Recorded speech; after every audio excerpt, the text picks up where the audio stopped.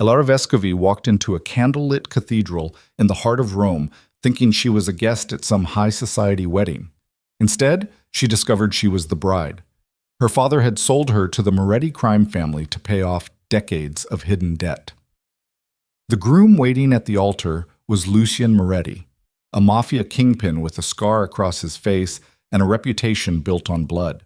He didn't want love, he wanted revenge, and Elara had just become his weapon. Like this video, comment what city you're watching from, and follow to see how this story ends. The cathedral doors closed behind Elara with a sound like a coffin lid sealing shut. She stood in the vestibule, blinking against the sudden darkness after the bright Roman afternoon. Candles flickered along stone walls that had witnessed centuries of vows and lies. The air smelled like incense and old wood, and something else she couldn't name, something heavy that pressed against her chest and made breathing difficult. Her father's hand gripped her elbow, too tight. His fingers trembled. "Papa, what?" "Don't speak." His voice cracked. "Please, Elara, just don't speak." She'd never heard him sound like that. Broken. Terrified. Through the ornate wooden doors ahead, she could hear music. Strings, something classical she didn't recognize. The kind of music that played at weddings for people who had more money than God and fewer morals than the devil. "Whose wedding is this?" she asked, pulling her arm free.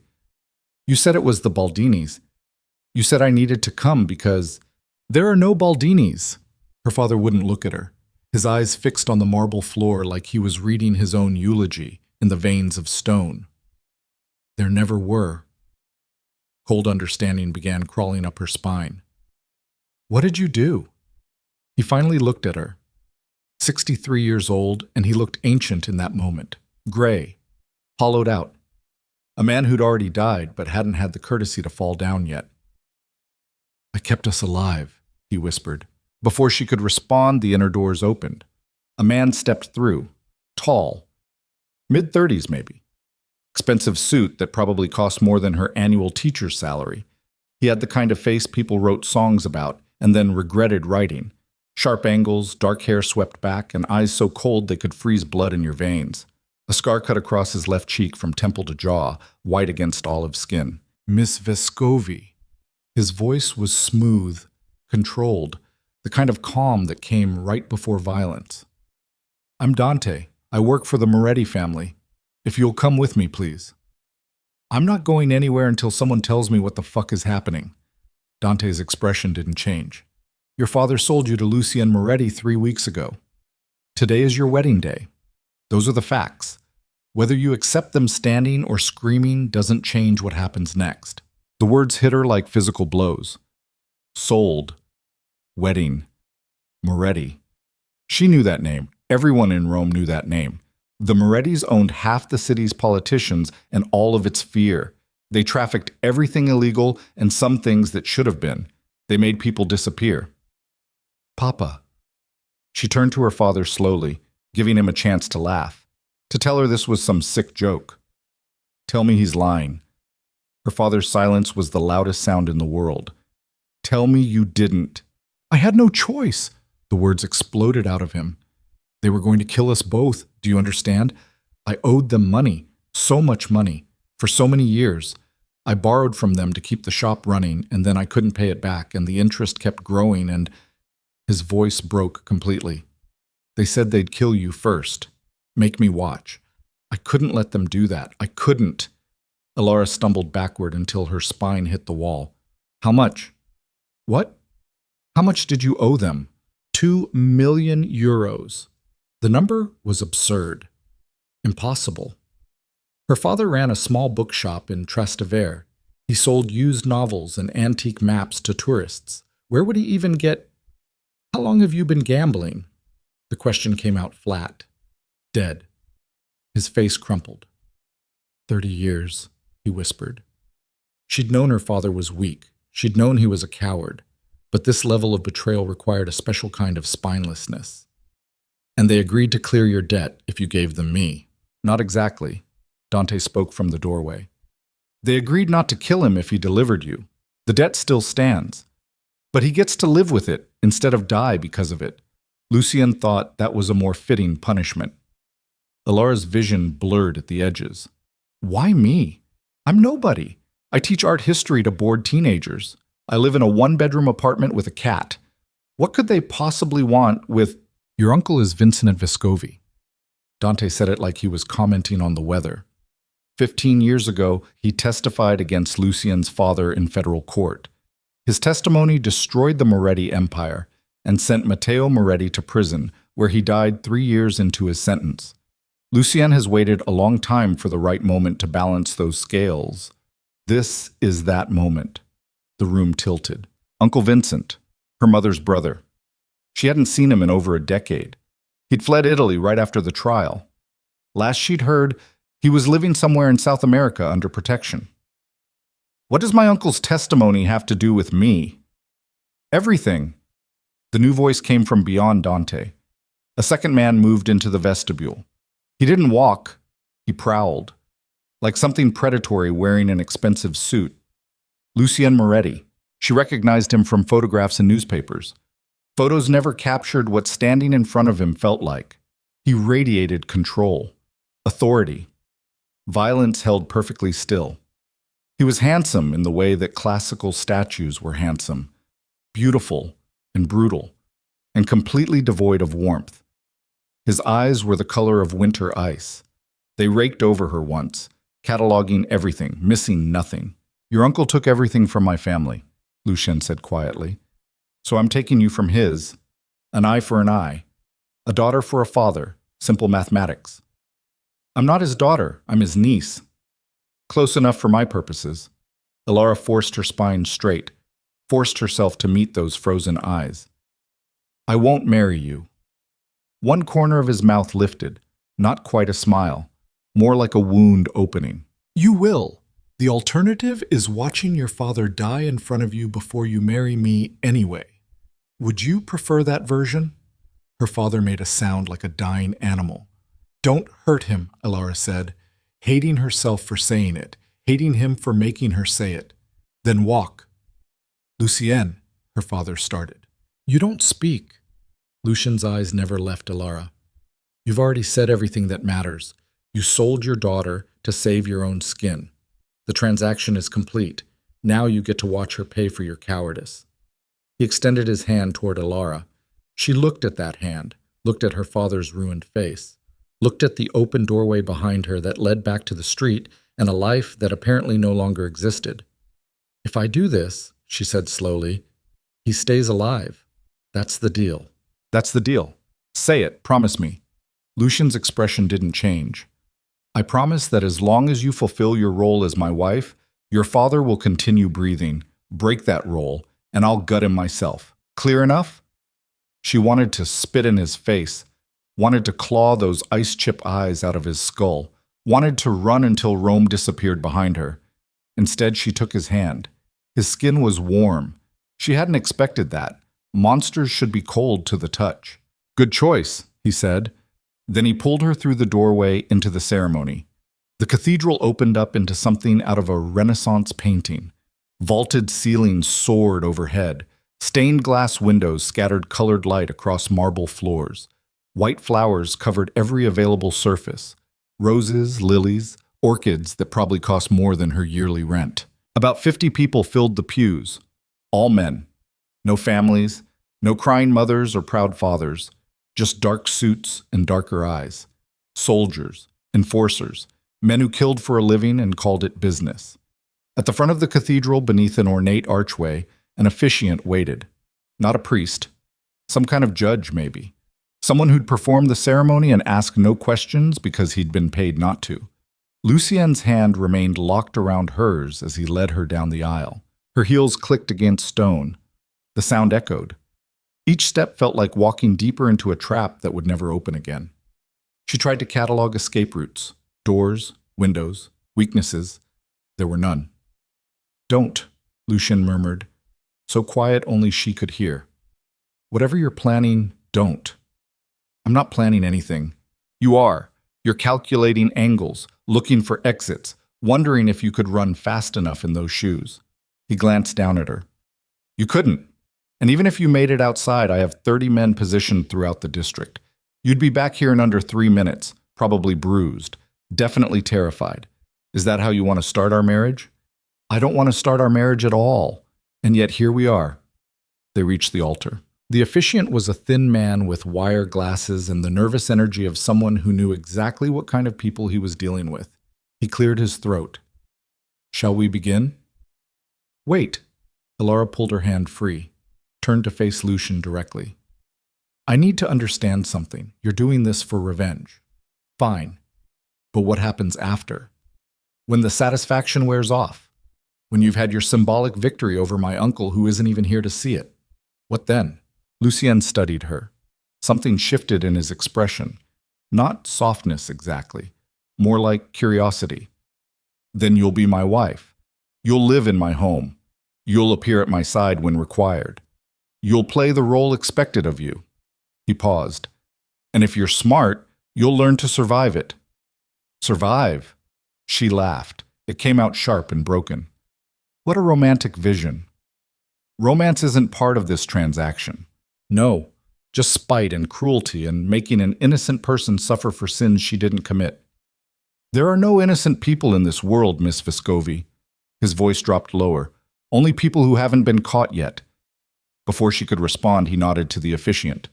The ceremony began.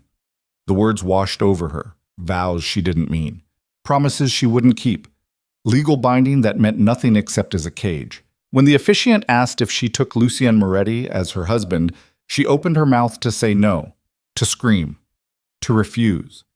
Lucien's hand moved to the small of her back. Not threatening, just present. A reminder of what refusal would cost. I do, she whispered. The 2 most expensive words of her life. Lucien said his vows without hesitation. His voice never wavered. This was just business to him. Another transaction completed. Another move in whatever long game he was playing. You may kiss the bride, the officiant said. Lucien stepped closer. So close she could smell his cologne, something dark and expensive that probably had a French name. His hand came up to cup her face. The gesture would have looked tender from a distance. Up close, his eyes held nothing but ice. This is who you are now, he said quietly. Only for her. Elara Moretti, my wife, my possession, my revenge. Learn to accept it quickly. Fighting will only make everything harder. Then he kissed her. It wasn't brutal. That would have been easier somehow. Instead, it was controlled, calculated, a claiming disguised as affection. His mouth moved against hers with the same cold precision he did everything else. When he pulled back, her lips felt frozen. Applause rippled through the assembled men. Polite. Obligatory. The sound of people acknowledging a business merger, not a marriage. Lucien kept his hand on her back as he turned them to face the room. Gentlemen, he said. His voice carried effortlessly through the space. My wife. The words felt like a brand. Her father stood at the back of the room. Tears streamed down his face. She couldn't tell if they were tears of relief or shame. She hoped they were shame. She hoped he choked on them. A reception followed, or what passed for one. Champagne appeared, toasts were made. Men congratulated Lucien with handshakes and knowing looks that made Elara's skin crawl. She stood beside him like an ornament, smiling when expected, silent otherwise. One of the men, older, with silver hair and a face like weathered leather, leaned close to Lucien. She's beautiful, he said. Vincent's genes, clearly. He was always lucky with women before he turned rat. Careful, Marco. Lucien's voice remained pleasant. That rat's niece is now a Moretti. Insult her, and you insult me. Marco's smile faltered. Of course, my apologies, Signora Moretti. The title made her want to vomit. After an hour that felt like a year, Lucien guided her toward a side exit. Where are we going? She asked. Home. I have a home. Had. Past tense. Your apartment has been cleared out. Your possessions are already at the villa. Your cat is with your neighbor who believes you've moved abroad for work. Clean break. No loose ends. The efficiency of it was almost impressive. He'd erased her life in the time it took to say vows she didn't mean. A car waited in the narrow street. Black. Armored, probably. The kind of vehicle that cost more than most houses. Dante held the door open. Lucien slid in first. Elara followed because the alternative was standing on a Roman street in a wedding dress with nowhere to go. The door closed with an expensive sound. Sealed. The car pulled into traffic smoothly. Rome blurred past the windows. Tourists laughing, couples holding hands, people living normal lives that suddenly felt like glimpses of a world she no longer belonged to. "You'll have questions," Lucien said. He'd removed his jacket, rolled up his sleeves. She could see a tattoo on his right forearm, intricate lines she couldn't make out in the low light. "Ask them now. Once we reach the villa, the rules change." "What rules?" "My rules, house rules, the structure you'll live inside." She turned to look at him fully. He sat perfectly still, perfectly controlled, but exhaustion showed at the edges, lines around his eyes, tension in his jaw. "How long have you been planning this?" she asked. 15 years, since the day my father was arrested." "That's a long time to hold a grudge." "It's not a grudge. It's a debt." He met her eyes. "Your uncle destroyed my family. My father died in a cell because of him. My mother drank herself to death 2 years later. I was 22 years old and suddenly running an empire that was falling apart at the seams.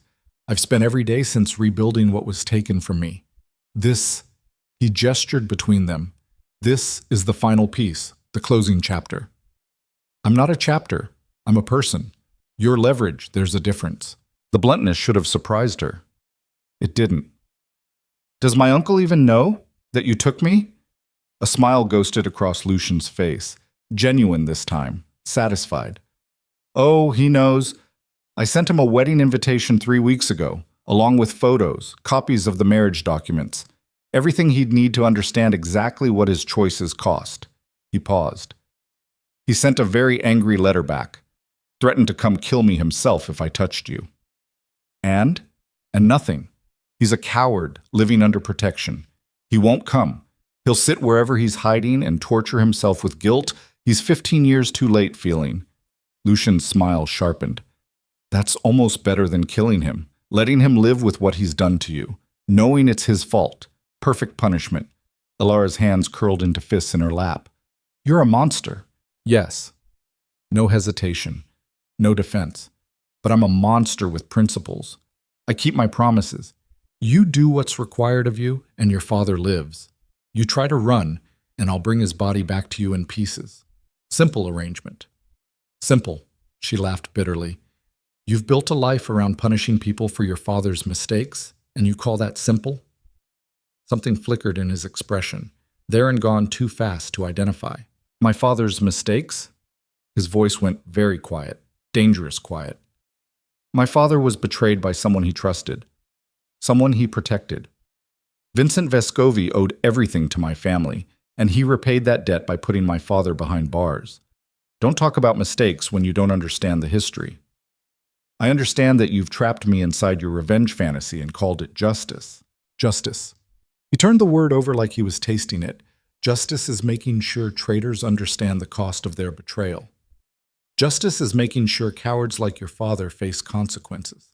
Justice is taking everything from the people who took everything from me. He leaned closer. Not threatening, just intense. "You want to hate me? Fine. Hate me. It won't change anything. You're mine now. That's done. The only question left is whether you make this bearable for yourself or turn it into a war you can't win. Maybe I want the war." "Then you'll lose." "Maybe losing is still better than surrendering." For a long moment, he just looked at her, really looked, like he was seeing something he hadn't expected to find. "You're not what I thought you'd be," he said finally. "What did you think I'd be?" "Broken by now, crying, begging." He shook his head slightly. But you're angry instead. That's unusual. Sorry to disappoint your torture fantasy." "You didn't disappoint. You surprised. That's different." He settled back against the seat. "It'll make things more interesting. I appreciate that." The car began climbing. Up into the hills above the city, the roads narrowed, trees pressed close. After 20 minutes, they turned through gates that opened automatically. The villa appeared through the darkness like something from another century. 3 stories of golden stone and terracotta tiles, lights glowing in tall windows. Gardens that probably looked beautiful in daylight, but now just looked like shadows waiting to swallow everything. The car stopped in a circular drive. Dante appeared to open the door. "Welcome home, Signora." Home. The word was obscene. Lucien climbed out and offered his hand again. She ignored it, got out on her own. The night air smelled like jasmine and something green she couldn't name. Cool after the day's heat, clear enough to see stars despite Rome's light pollution. Under different circumstances, it might have been beautiful. "This way." Lucien moved toward the entrance. She followed because she didn't have another choice. Inside, the villa was exactly what she expected. Marble floors, ornate furniture, art that belonged in museums. The kind of wealth that came from things better left unquestioned. A woman appeared from a side hallway, late 50s, gray hair pulled back severely, dressed in black like she was perpetually mourning something. "This is Signora Costa," Lucien said. "She manages the household. Anything you need, ask her." Signora Costa looked Elara over with the expression of someone evaluating a problem they'd been assigned to solve. "Welcome, Signora Moretti," she said. No warmth, just obligation. "Show her to her room," Lucien said. "I have calls to make." "Your room?" Elara asked. "Don't we—" She caught herself. "Never mind." "We don't," Lucien confirmed. "I have no interest in pretending this is a real marriage behind closed doors. You'll have your own space. I'll have mine. We'll maintain appearances publicly. Privately, we're strangers living in the same building." It should have been a relief. Instead, it felt like another cage, just a different shape. "Third floor," Signora Costa said. "Follow me." Elara looked back at Lucien. He'd already turned away, walking toward what was probably his study, dismissing her now that the transaction was complete. She followed Signora Costa up a sweeping staircase, then another. The villa seemed to grow larger the deeper inside they went. Endless hallways, closed doors, silence that pressed against her ears. "Here." Signora Costa stopped in front of a door at the end of a long corridor. "Your suite." She pushed it open. The room beyond was larger than Elara's entire apartment had been. King bed, sitting area, doors that probably led to a bathroom and closet, windows overlooking dark gardens below. "Your things are in the closet," Signora Costa said. "Breakfast is at 8. Lucien expects you dressed and downstairs by 9. You'll accompany him to a business dinner tomorrow evening. Appropriate clothing has been provided." Lucien prefers his wife to dress in a manner befitting her position. "You'll find several new wardrobes in the closet, all tailored to your measurements." Of course they were. He'd thought of everything. "Is there anything else you need tonight?" Signora Costa asked. Yes, Elara thought. A way out. A weapon. A time machine. "No," she said. "Nothing." Signora Costa nodded and left, closing the door behind her. Elara stood in the center of the room. Her room now. Her cage. The wedding dress suddenly felt suffocating. She reached back for the zipper, couldn't find it. The dress had been designed to require help removing. Of course it had. She struggled with it for 5 minutes before giving up, collapsed onto the bed still wearing the white silk that felt like burial shrouds. Her phone sat on the nightstand. She grabbed it. Dozens of messages from friends asking where she'd disappeared to. Her department head from school wondering if she was okay. Her neighbor sending a photo of her cat looking annoyed at the intrusion. All of them from a life that no longer existed. She started to text back, stopped. What would she even say? "Sorry, can't meet for coffee. I got sold to the Mafia and forced into a revenge marriage." Rain check? She set the phone down, stared at the ceiling. Somewhere in the villa below, Lucien was probably having his calls, running his empire, planning his next move in whatever game he was playing, and she was here, trapped. Checkmate before she'd even known she was on the board. The tears came then, finally, silent and hot and useless. She cried for her father's betrayal, for her uncle's cowardice, for her own powerlessness, for the life she'd been living just that morning, small and boring and hers. Eventually, exhaustion dragged her under. She fell asleep in the wedding dress, dreaming of cathedrals with locked doors and ice-blue eyes that saw everything and felt nothing. When she woke, dawn was breaking over Rome, and her new life as Elara Moretti, wife, prisoner, revenge, was waiting to begin. The first week passed like a fever dream. Elara woke each morning in sheets that cost more than her monthly rent used to. Ate breakfast alone in a dining room designed for 20. Spent hours wandering the villa's endless corridors like a ghost haunting her own life. Lucien was barely present. He left before dawn most days. Returned after midnight. When their paths crossed, he acknowledged her with the same detached courtesy he'd show a piece of furniture. "Good morning. The car will be ready at 7. Senora Costa will brief you on tonight's event." Never her name. Never a question about how she was adjusting. Just instructions delivered in that controlled voice that revealed nothing. By the 8th day, the isolation was eating her alive. She found him in his study that evening. Didn't knock. Just pushed the door open and walked in like she had a right to be there. He sat behind a massive desk covered in papers and laptop screens, still wearing the suit from whatever meeting he'd attended. His jacket hung over the chair back, sleeves rolled up. That tattoo on his forearm more visible now.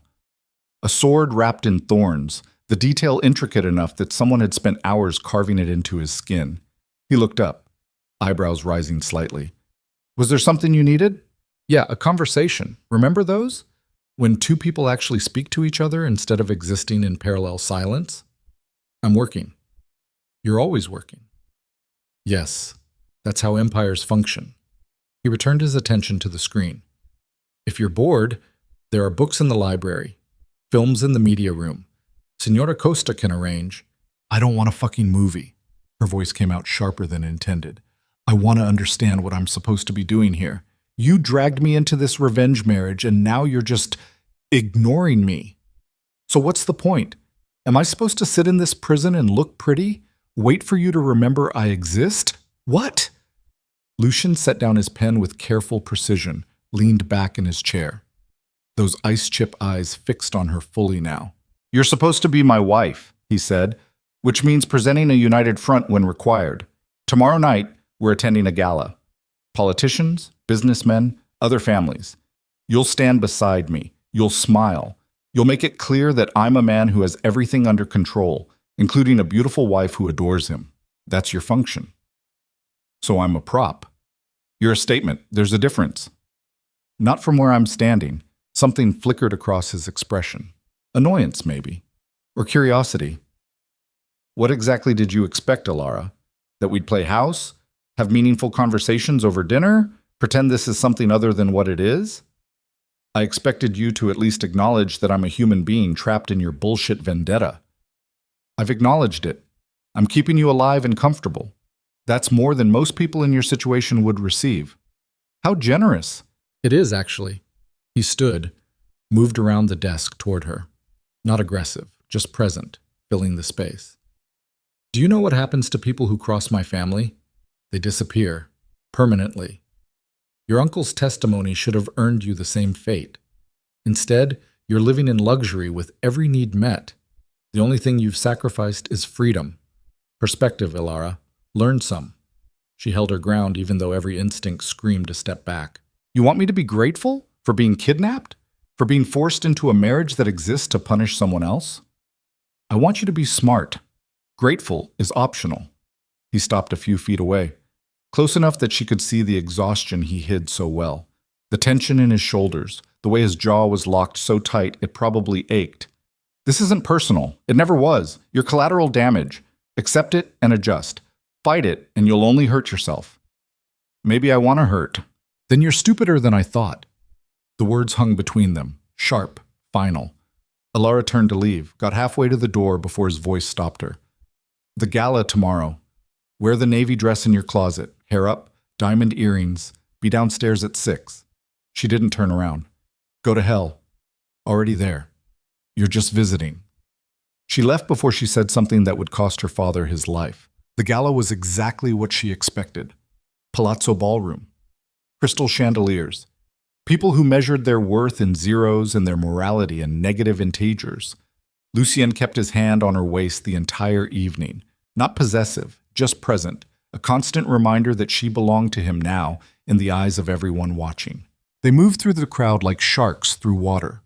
Lucien knew everyone, shook hands, made introductions, played the role of legitimate businessman so well, she almost believed it herself. "Lucien, finally!"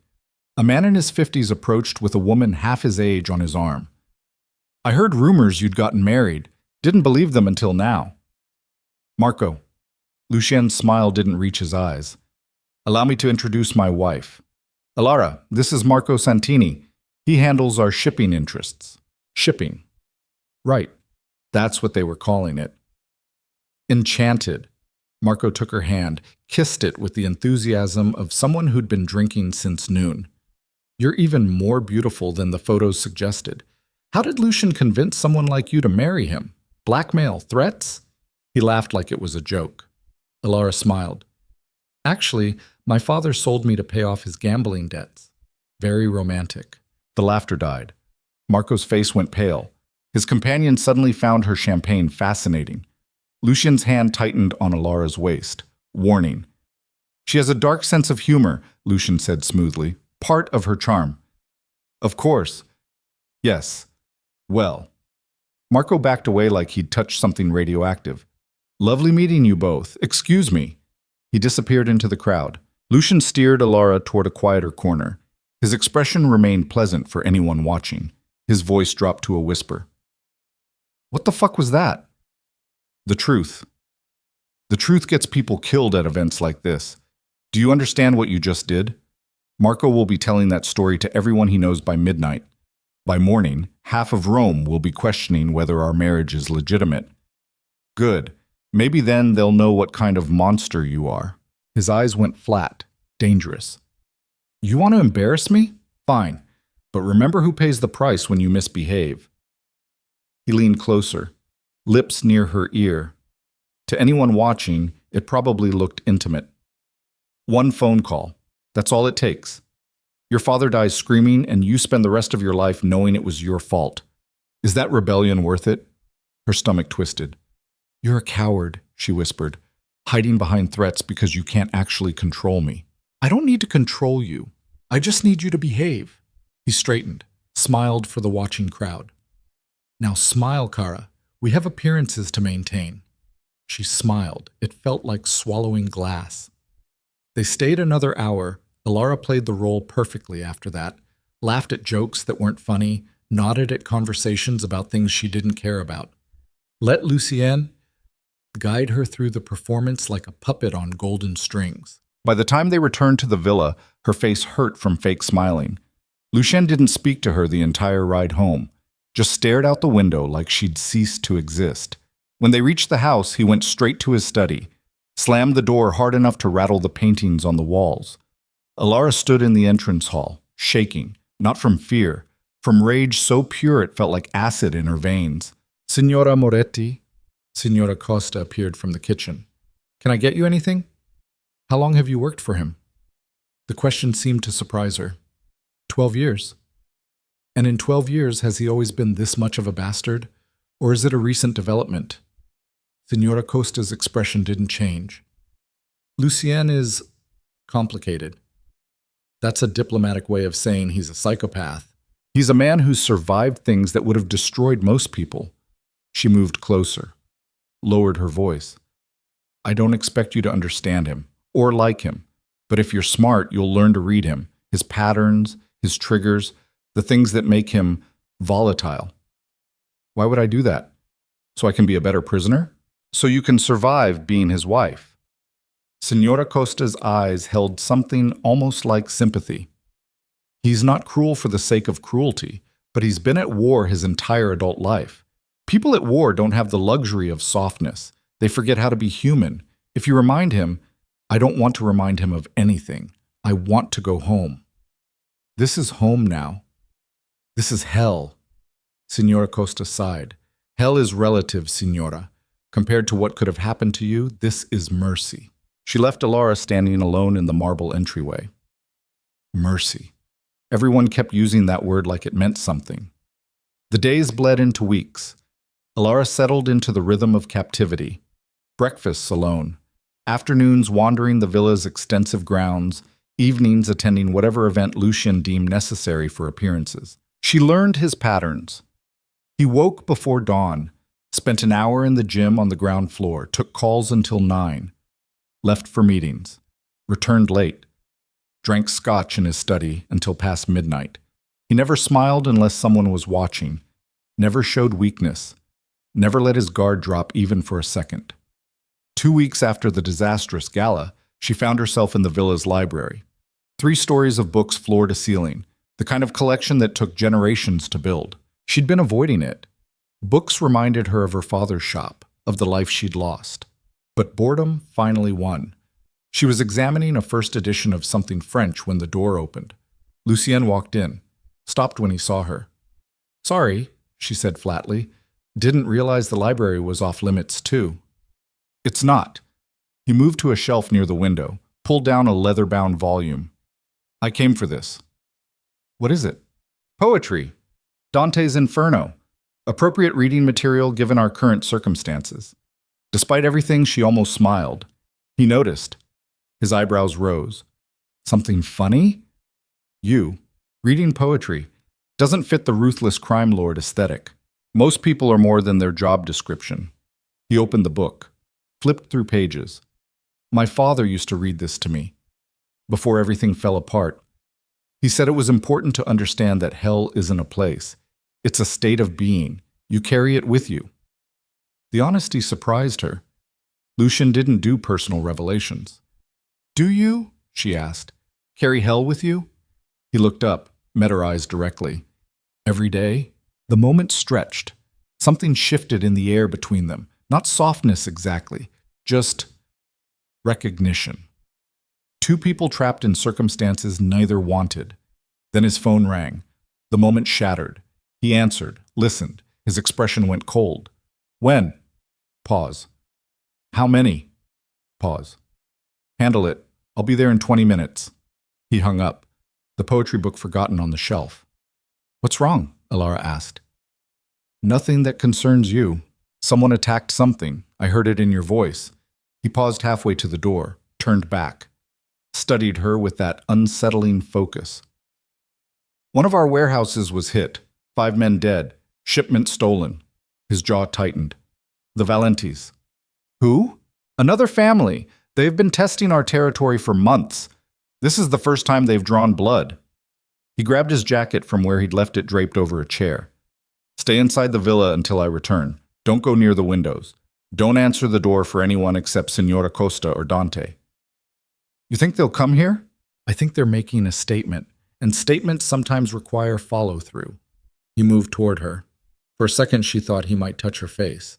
Instead, he just looked at her, really looked. "If something happens to me tonight, Dante has instructions.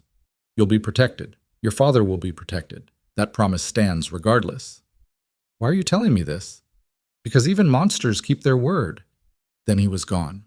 Elara stood in the library, heart pounding. Not because she was afraid for herself, but because some fucked up part of her was afraid for him. She hated that realization almost as much as she hated him. The attack came 3 nights later. Elara was in her room when the first shots shattered the evening silence. Automatic weapons. Close enough to make the windows rattle. She hit the floor on instinct, scrambled toward the bathroom, away from the glass. More gunfire, shouting, the distinct sound of men dying. Her door burst open. She screamed, "It's me!" Dante, blood on his shirt, gun in his hand. "Stay down. Stay quiet. We're handling it." "Where's Lucien?" "Defending the south entrance." He moved to the window, looked out, swore viciously. "There's at least 20 of them, maybe more. They came prepared." "For what?" "To send a message." An explosion rocked the villa. The lights flickered, went out. Emergency generators kicked in seconds later, bathing everything in red. Dante's radio crackled, voices overlapping, chaos. "I need to go," he said. "Lock this door behind me. Don't open it for anyone unless they say Constantine. That's tonight's code. Anyone else tries to get in, you shoot them." He pulled a gun from his jacket, placed it on the dresser. "I don't know how to— Oh!" "Safety's off. Point. Pull trigger. Don't hesitate." He was already moving toward the door. "If we lose the villa, there's a panic room behind the bookshelf in Lucien's study. Second shelf from the left. Pull the red book. Got it?" Second shelf. Red book. "Good." He disappeared into the hallway. The door clicked shut behind him. Elara grabbed the gun. It was heavier than expected, cold. designed for killing. She locked the door, backed into the corner farthest from the windows, tried to slow her breathing. More gunfire. Closer now. Voices yelling in Italian too fast for her to catch. Then silence. Worse than the noise, silence meant something had been decided. Someone had won. She waited. Minutes felt like hours. Footsteps in the hallway. Running, heavy boots. The door handle rattled. "Elara!" Lucien's voice, hoarse, urgent. "Open the door! Now!" She moved toward it. Stopped. "What's the code?" "Constantine, now open the fucking door." She unlocked it. He pushed inside, slammed it shut behind him. He looked like he'd walked through a war zone, blood on his face, his shirt torn, jacket gone. The gun in his hand looked like a natural extension of his arm. "Are you hurt?" His eyes raked over her, checking for injuries. "No, I'm fine. Are you?" "We held them. They're retreating." He moved to the window, looked out cautiously. "But they'll regroup, come back." This was just the opening move. Why? Why would they do this? "Because I've been weak." He turned to face her, something raw in his expression, something human beneath the ice. "They think marrying you made me vulnerable, gave me something to protect, something they can use against me. So this is my fault? No, it's mine." He ran a hand through his hair. It came away bloody. "I let myself believe I could have revenge and stability at the same time. Turns out the universe disagrees." The vulnerability in his voice caught her off guard. "You're bleeding," she said. "Doesn't matter." "Your face." "I said it doesn't matter." But his hand went to his temple, came away red. He looked at it like he'd forgotten pain was something that could happen to him. Elara grabbed a towel from the bathroom, wet it, moved toward him without thinking. "Hold still." "I don't need—" "Hold still, or I'll make it hurt." His mouth twitched, almost a smile. "Threats." "You're learning." She pressed the towel to his temple. He winced, but didn't pull away. Up close, she could see the exhaustion carved into every line of his face. The way his hands trembled slightly, despite his efforts to control them. The fear he'd never admit to feeling. "Why did you marry me?" she asked quietly. "If it made you vulnerable, why go through with it?" "Because revenge isn't rational. It's necessary." His eyes found hers, held. "My father died believing his family would be erased. His name destroyed. Everything he built turned to ash. I needed to prove him wrong. Needed your uncle to see that we survived, that we won. Marrying you was the symbol of that victory. Except now that symbol is killing you. Better than dying with nothing to show for it." She pulled the towel away. The cut wasn't deep. Would scar, though. Add another line to the map of violence written across his skin. "You're insane," she said. "Probably." He caught her wrist, gentle. His thumb pressed against her pulse point. "But you're still here, standing in front of me, helping me. Why?" She didn't have an answer that made sense. "Because someone has to," she said finally. "And apparently I'm the only option." Something shifted in his expression. The ice cracked, just for a moment. "You could have let me bleed." "Yeah, I could have." She pulled her wrist free, stepped back, created distance. "But then you'd die and I'd be at the mercy of whoever takes over this empire. At least with you, I know the rules." Practical. Survival. He studied her, like he was seeing her for the first time. "You're stronger than I expected." "Disappointment seems to be my specialty." Not disappointed, surprised. He moved toward the door. "Stay here tonight. I'll have guards posted outside. Tomorrow, we'll reassess." "Lucien." He paused. "Who won tonight? Really?" "No one. It's never about winning, just surviving long enough to fight the next battle." He glanced back. "Welcome to my world, Elara. Hope you packed endurance." Then he was gone. Elara sank onto the bed, adrenaline draining out of her system, leaving her hollow. She'd helped him, the man who'd kidnapped her, forced her into marriage, threatened her father, and part of her hadn't done it for survival. Part of her had done it because seeing him hurt made something in her chest twist in ways she didn't want to examine. That realization was more terrifying than any gunfire. The aftermath was chaos. Bodies removed, blood scrubbed from marble, windows replaced, all evidence erased by dawn like the attack had been a nightmare instead of reality. Lucien called a meeting that afternoon, all his captains, Dante, Marco, others whose names Elara didn't know. She wasn't invited, but she listened anyway from the hallway outside his study. The Valentis want war. Lucien's voice carried through the heavy door, cold, controlled. They think we're vulnerable, think I've gone soft, that's unacceptable. What do you want to do? That was Dante. I want to remind them why my family ruled this city for 3 generations. I want them bleeding. I want their assets seized. I want everyone who supported this attack to understand that touching what's mine costs everything. Including the girl? Marco. Uncertainty in his voice. Silence. Long enough that Elara's breath caught. Elara is my wife, Lucien said finally. Quiet. Absolute. Anyone who threatens her threatens me. Make sure that message reaches every family in Rome. We protect our own. Always. Our own. Like she belonged to something. Like she was part of this instead of prisoner inside it. Elara should have felt insulted, objectified, reduced to property. Instead, she felt something dangerous, something warm spreading through her chest that had no business being there. She left before they could catch her eavesdropping. That night, she couldn't sleep. Kept seeing Lucien's face when he'd pushed into her room. The fear he wouldn't admit. The blood. The vulnerability. She got up, wandered downstairs in silk pajamas and bare feet. The villa was silent. Guards patrolled outside, but inside felt empty. Waiting. She found herself outside Lucien's study. Light showed under the door. She knocked before she could talk herself out of it. Come. She pushed inside. He sat at his desk, still wearing the blood-stained clothes from earlier, a glass of scotch in his hand, 3 empty bottles on the floor beside him. He looked up. Surprise flickered across his face, then suspicion. What do you want? I heard your meeting earlier. Eavesdropping. Classy. You said I'm yours, that protecting me is non-negotiable. She moved closer. Why?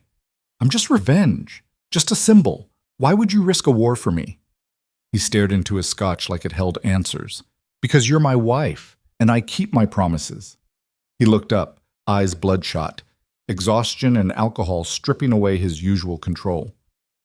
My father built this empire on loyalty, on protection, on making sure family meant something absolute. If I let them hurt you and do nothing, everything he built means nothing. So it's still about him, about your father. It's always about him. He drained the scotch, poured another with hands that shook. Everything I've done for 15 years is about him, rebuilding what he lost, avenging what was taken, making sure his name isn't synonymous with failure. His voice cracked. And now they think because I married you I'm weak. They think he raised a son who can't hold power. They're wrong. I'll prove they're wrong even if I have to burn the entire city to do it.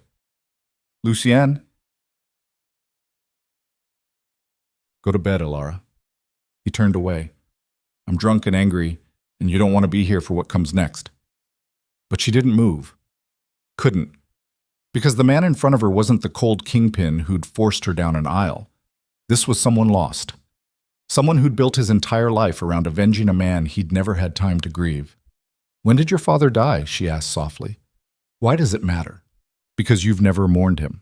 You went straight to revenge, straight to rebuilding, but you never actually let yourself feel it. He laughed, bitter, broken. Feeling doesn't bring empires back from the edge. Action does. Control does.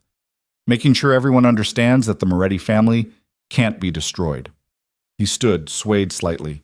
Get out, now, before I say something that can't be unsaid. Like what? Like I'm tired. The admission seemed to cost him something. I'm so fucking tired of this. Of the performance. Of pretending I'm made of ice. Of treating you like you're just a weapon I'm wielding instead of... He stopped, closed his mouth hard enough that his jaw cracked. Instead of what? Elara whispered. He looked at her, really looked. His eyes too bright, too raw. Instead of someone I can't stop thinking about, he said quietly. Someone who stands up to me even though it's dangerous. Someone who helped me even after everything I've done to you. Someone who's stronger than I gave her credit for. He took a step closer. I wanted you to break, to submit, to become this hollow thing I could control. But you didn't. You fought. And now I don't know what to do with that, with you, with any of this. The air between them felt electric, dangerous. Lucien, tell me to stay away from you. His voice dropped lower, rougher. Tell me you hate me. Make it easy. But she couldn't.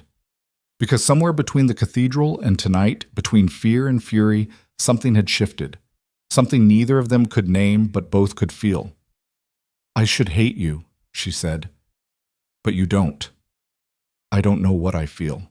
He stepped closer, close enough that she could smell the scotch on his breath, see the pulse hammering in his throat, feel the heat radiating off him despite the ice he pretended to be made of.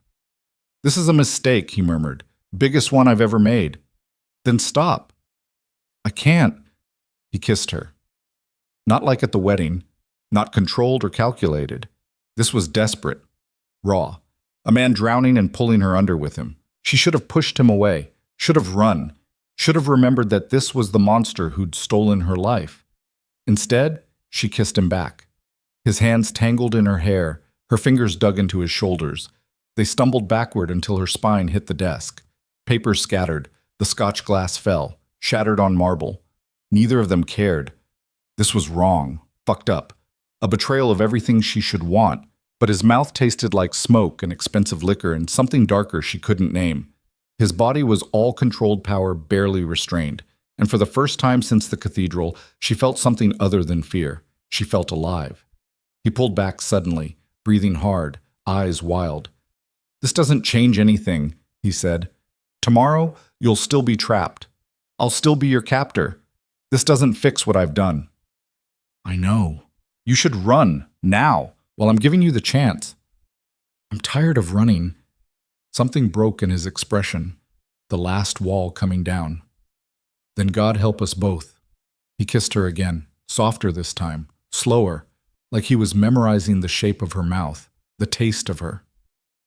When they finally separated, dawn was breaking through the windows. Lucien stepped back, put distance between them, his mask sliding back into place piece by piece. This was a mistake, he said. Voice steady now, cold returning. Forget it happened. Just like that? Just like that. He turned away. Go to bed, Elara. We have appearances to maintain. Can't have the wife looking exhausted. The dismissal was clear, the moment over. Elara left without another word, but as she climbed the stairs to her room, she touched her lips. They felt swollen, claimed, and despite everything, despite every reason to hate him, one truth remained. She'd kissed him back, and part of her wanted to do it again. That realization was more dangerous than any bullet, because loving your captor didn't make you free. It just made the cage more comfortable. And Elara had spent too long fighting to survive to accept comfort now. Something had to break, had to give, had to change. She just didn't know what yet. But as Rome woke outside her windows, one thing became clear. The revenge marriage had stopped being about revenge. Now it was about something far more complicated. Something neither of them knew how to survive.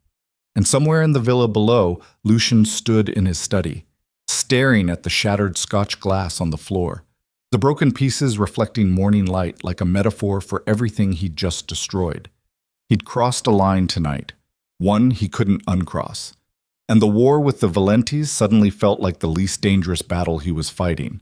Because falling for his revenge, his prisoner, his wife, that was the one thing he'd never planned for. The one thing that could destroy everything he'd spent 15 years building. And he'd just let it happen anyway. Elara didn't sleep.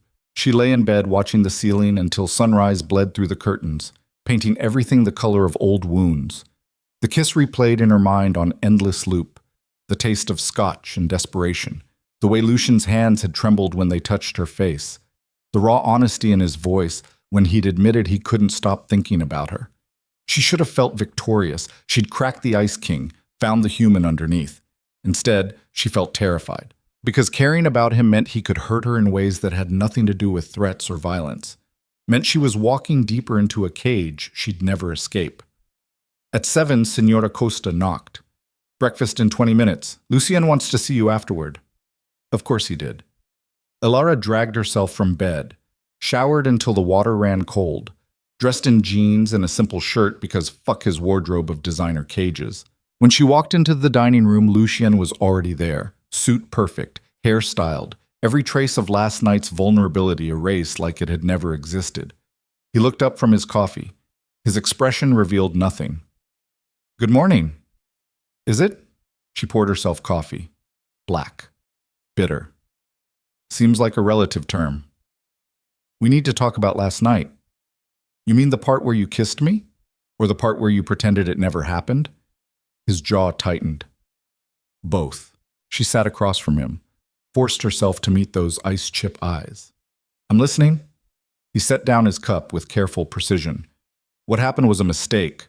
I was drunk, vulnerable, not thinking clearly." "Right, of course. It can't happen again." "Because? Because you're my prisoner. Because this marriage exists for revenge.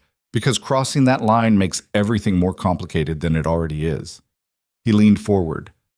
"I can't afford complicated right now. Not with the Valentines declaring war. Not with the entire underworld watching to see if I'm weak." "So you're back to being the Ice King. Problem solved." "Elara, shh." "No, you don't get to do this." Her voice came out harder than intended. "You don't get to crack open, show me you're human, then slam the door shut when it gets uncomfortable. Either you're a monster or you're not. Pick one." "I'm both." The admission seemed to cost him. "I'm both, and that's the problem. The monster keeps us safe, keeps you alive. The human part?" He shook his head.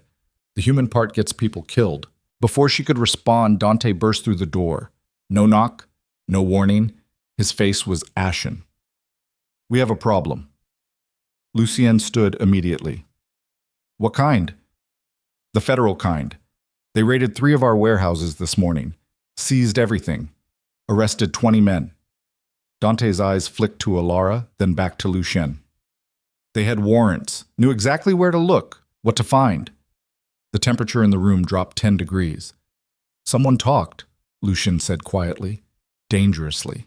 "Worse, someone's been talking for months. This wasn't a lucky raid. This was surgical.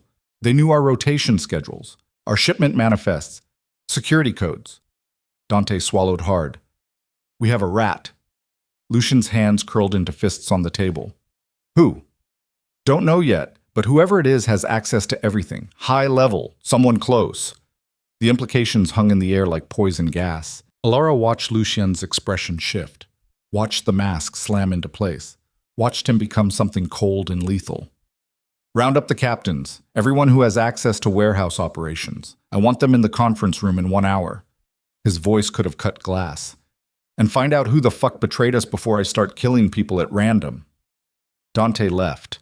The silence that followed felt like standing at the edge of a cliff. "You think it's one of your own people," Elara said. "I know it is. Question is who." He stood, paced, predator in a cage. 15 years I've rebuilt this empire. 15 years of loyalty and blood and making sure everyone understands that betraying the Moretti family is suicide. And someone still sold us out. Maybe they had a good reason." He stopped, turned to look at her. "There's no good reason for betrayal. Your father was betrayed by my uncle.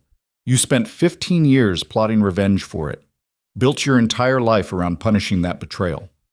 She stood, faced him across the table.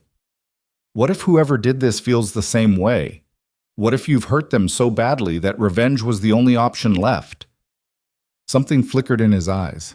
Recognition, maybe? Or anger that she'd drawn the parallel. "Different," he said. "How?" "Because my father was innocent. Whoever did this is guilty." He moved toward the door. "Stay in the villa. Don't go near windows. If this gets ugly, it's already ugly. It can always get uglier." He left her standing in the dining room with cold coffee and colder truths. The villa transformed over the next hour. Men arrived in dark cars, grim faces, weapons barely concealed. The air vibrated with barely controlled violence. Elara retreated to the library, tried to read, couldn't focus. The words on the page meant nothing compared to what was happening downstairs. She could hear raised voices, accusations, someone shouting, something breaking, then silence. Worse than the noise. She was considering going downstairs when Lucien appeared in the doorway. His expression was carved from stone. "I need you to come with me." "Why?" Because you're about to learn exactly what kind of monster you married. He led her down to the basement. She'd never been down here, hadn't even known it existed beyond storage and utilities. But there was another level beneath that. Concrete stairs leading into darkness. Lucien flicked on lights. The room that appeared was something from a nightmare. Concrete walls, a single chair bolted to the floor, drains in the corners, tools on a metal table that had no purpose except causing pain. And in the chair, bound and bleeding, was Marco Santini. Elara's stomach lurched. What the fuck is this? This is justice. Lucien moved into the room. His footsteps echoed. Marco's been feeding information to the Federals for 6 months, every shipment, every operation, every name. He's the reason we lost men tonight, the reason we're vulnerable. Marco's face was a mess.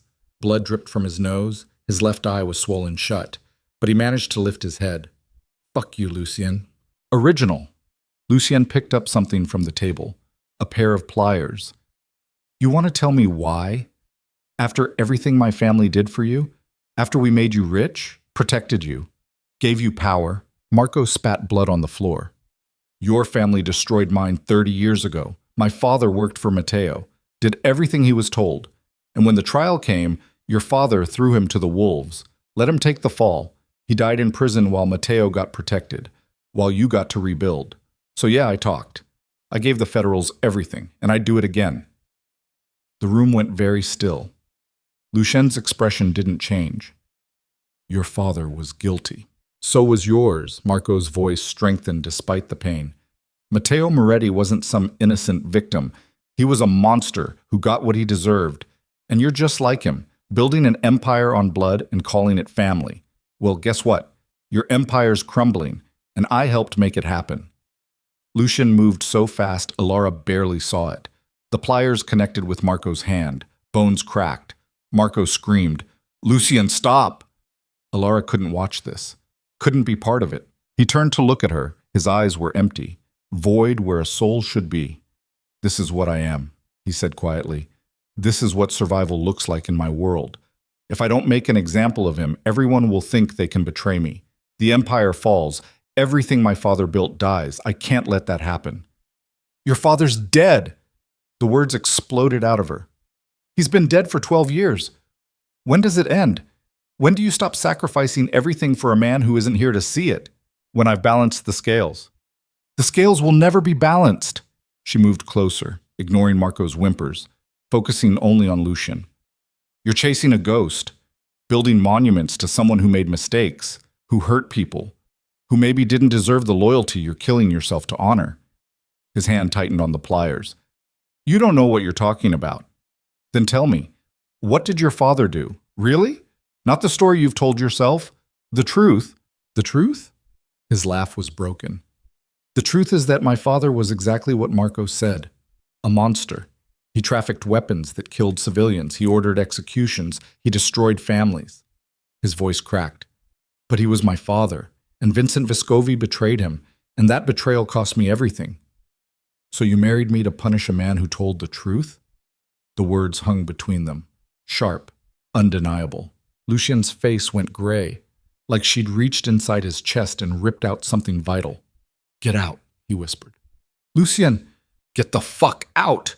The roar echoed off concrete walls. Now!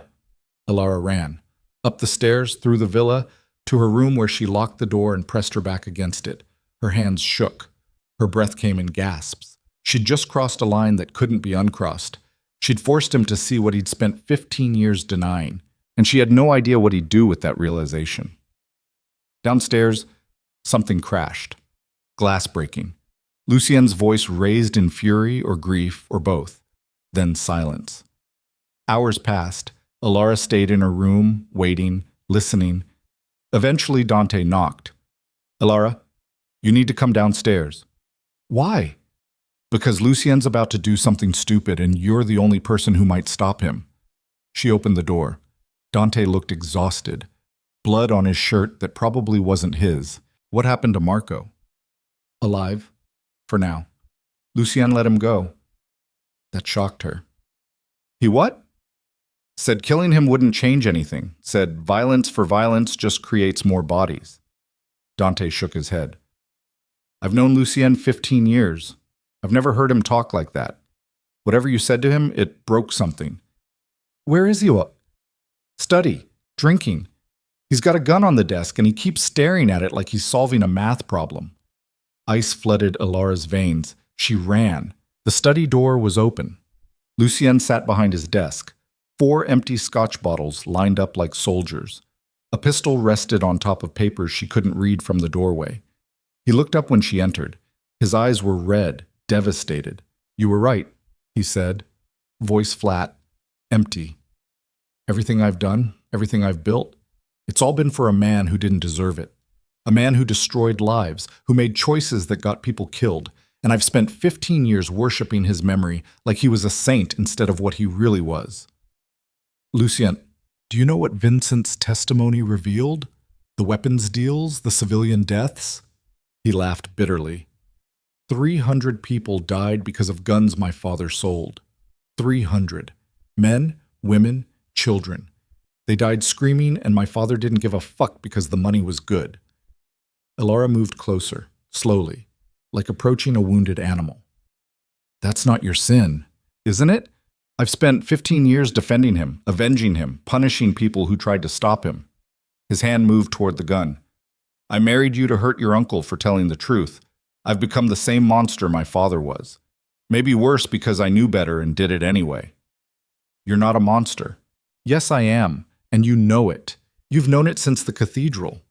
He picked up the gun, turned it over in his hands. Maybe Marco had the right idea. Maybe the world's better off without another Moretti.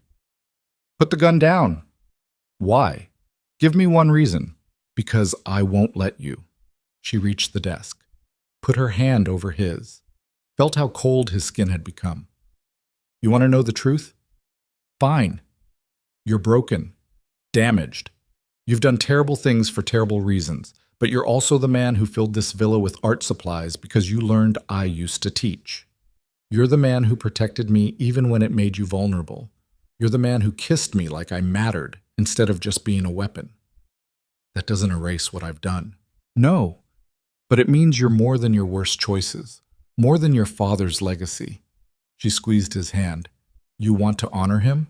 Stop repeating his mistakes. Choose something different. He looked at her, really looked, searching her face for lies he wouldn't find. I don't know how to be something different. So learn, starting now. For a long moment, nothing moved. The world held its breath. Then Lucien set down the gun, pushed it across the desk, away from himself. I'm sorry, he whispered, for everything. The cathedral, the threats, trapping you in this nightmare. You deserved none of it. No, I didn't. I can't give you freedom. Not yet. The Valentines are still hunting us. The Federals are circling. If you leave now, you're a target. But after... His voice broke.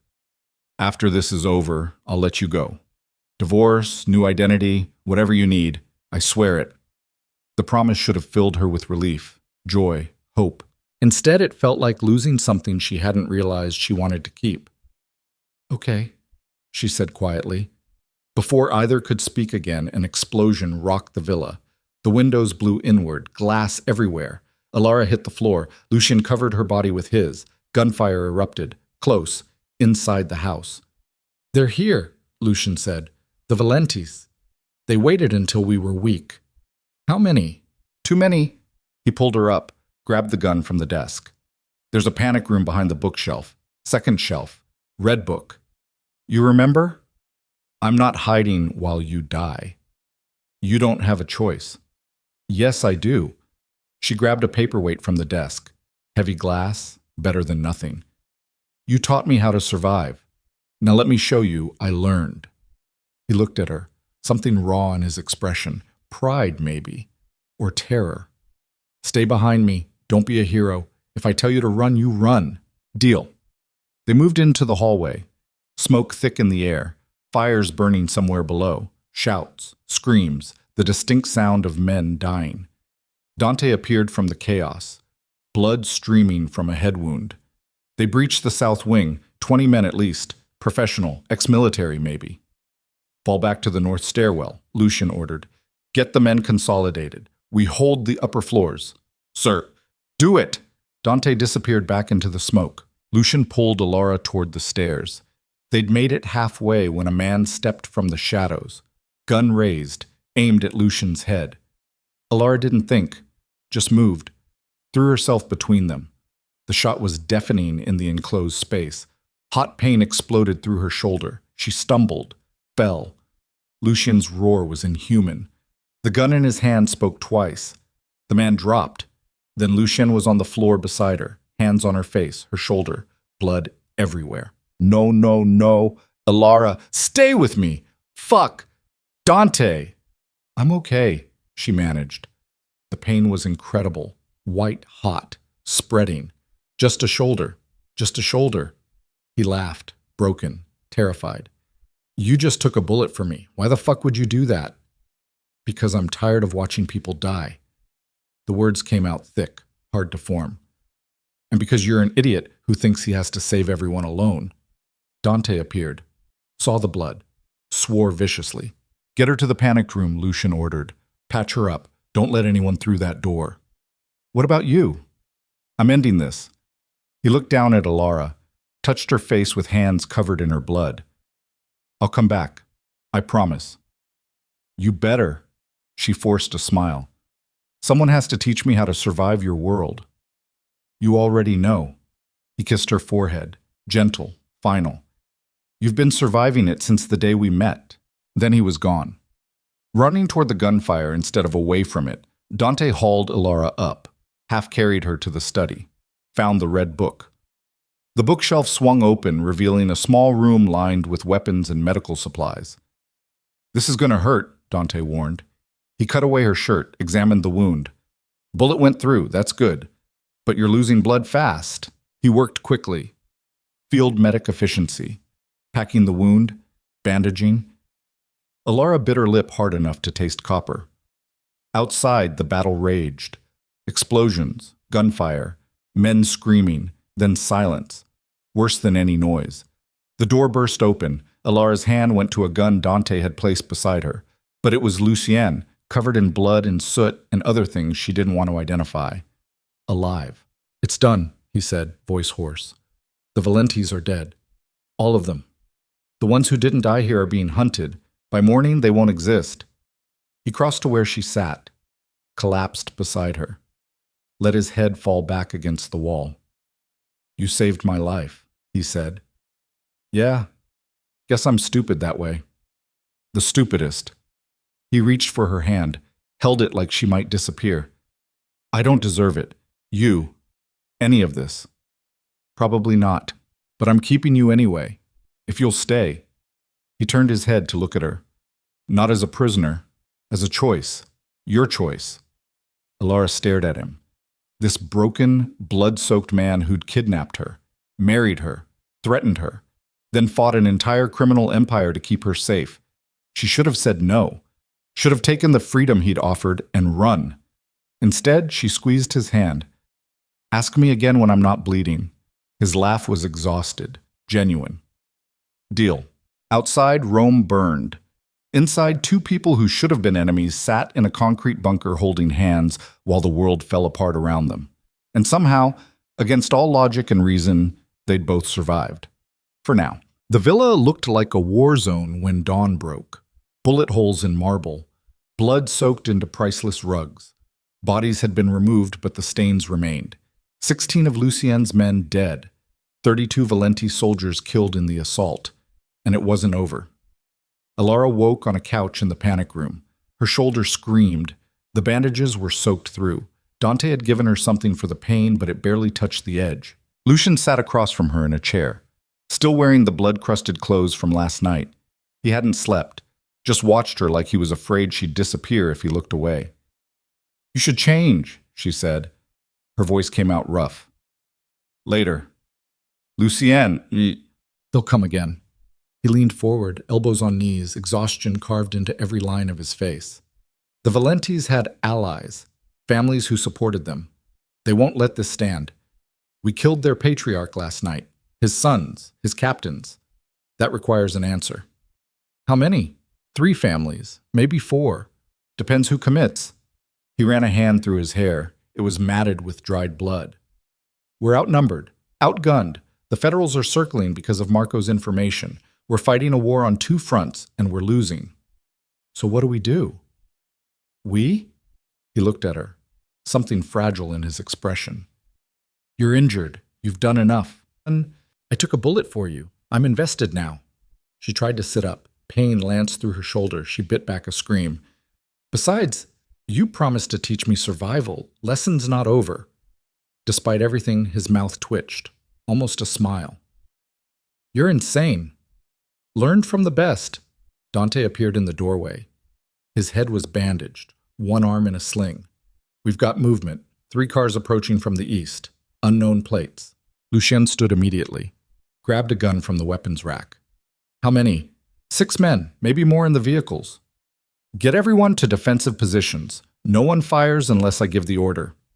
They moved upstairs. Elara followed despite the pain. Despite Lucien's look that said she should stay hidden. The villa's front windows had been boarded up. Men crouched behind furniture with rifles. The atmosphere was electric. Waiting. 3 black cars pulled into the circular drive. Stopped. Engines running. Nobody got out.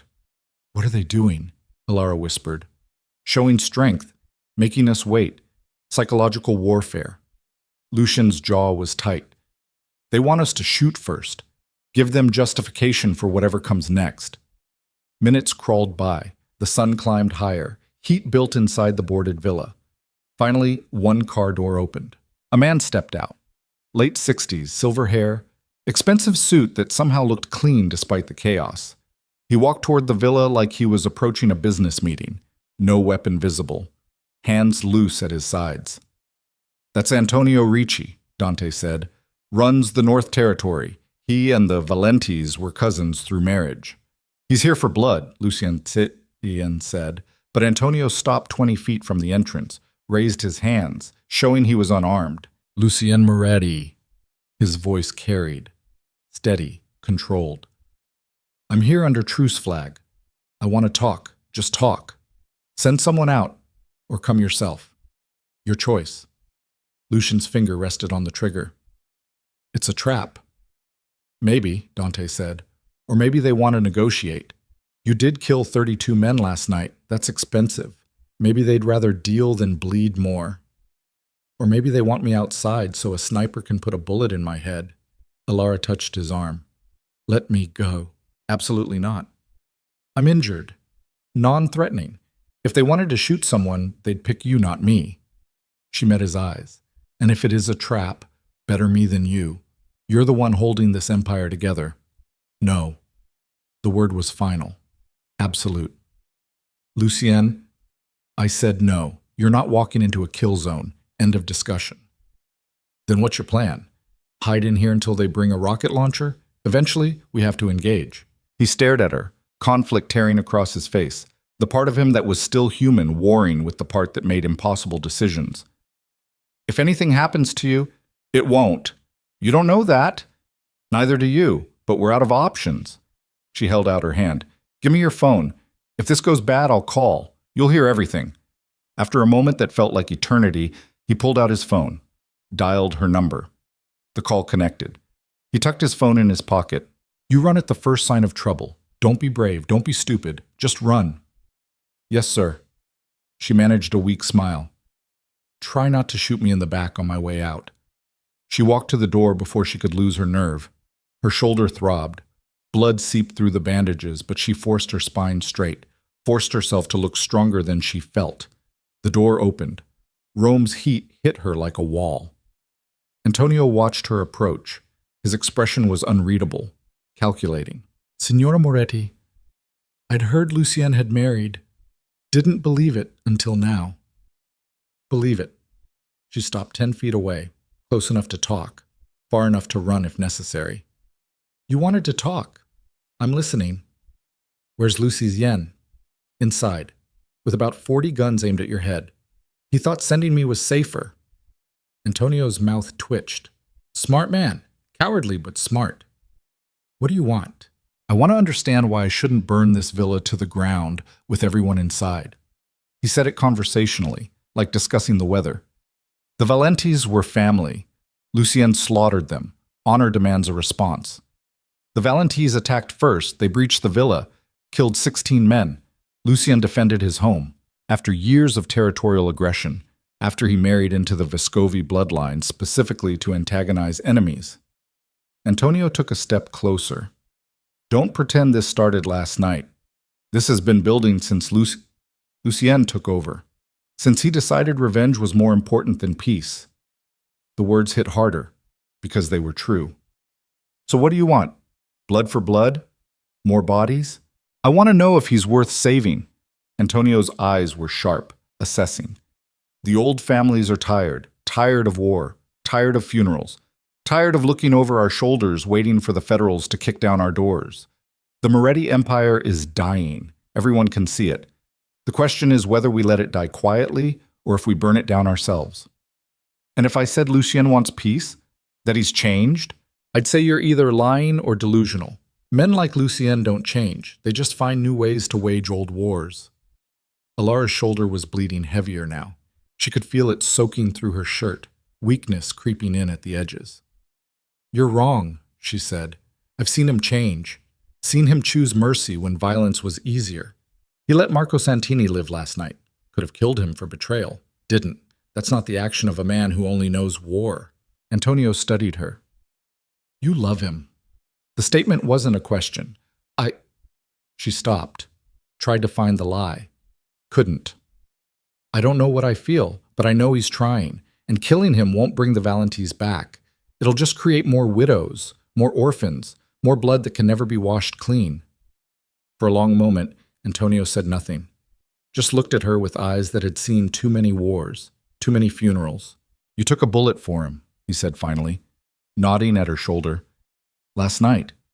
Dante told me. Stepped between him and a gun. Yeah. Why? Because he mattered more than I did in that moment.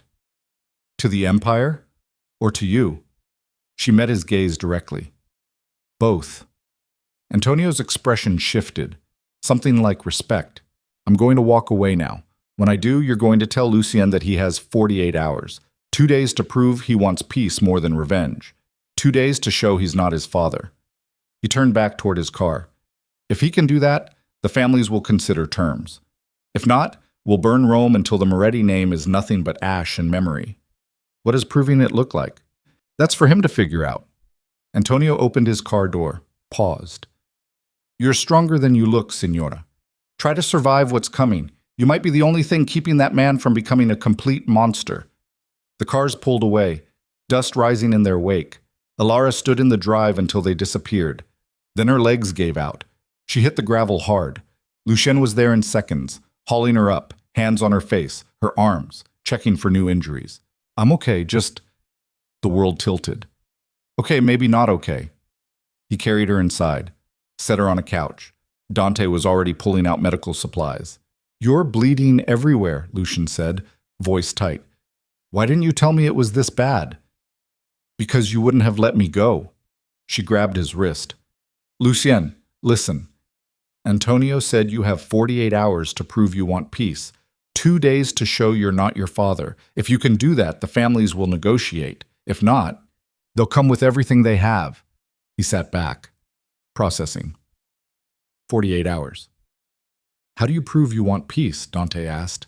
You can't just call a press conference and declare it. No. Lucien's expression was distant, calculating. But I can make a gesture, something that proves the Moretti Empire is willing to change, to evolve. Like what? Like giving them Vincent Vescovi. The words dropped like a bomb. Elara's blood went cold. What? Your uncle. The man who started all of this. I've had people tracking him for 15 years. I know where he is, what name he's using, everything. Lucien's eyes found hers. If I hand him over to the families, it proves I'm willing to close old wounds, to stop living in the past. It's the ultimate peace offering. You want to sacrifice my uncle to save yourself?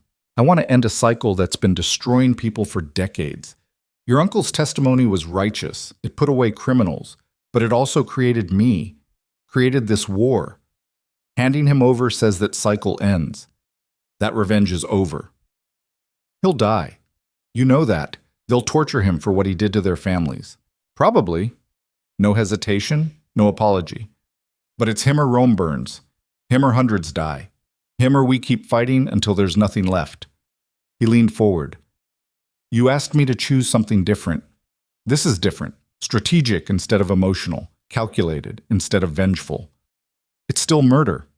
It's war. People die in war. At least this way, one death buys peace for thousands. Elara wanted to argue, wanted to tell him he was wrong, but the logic was brutal and undeniable. Does he know? She asked. My uncle. Does he know you found him? No, he thinks he's safe. Hidden. Lucien's jaw tightened.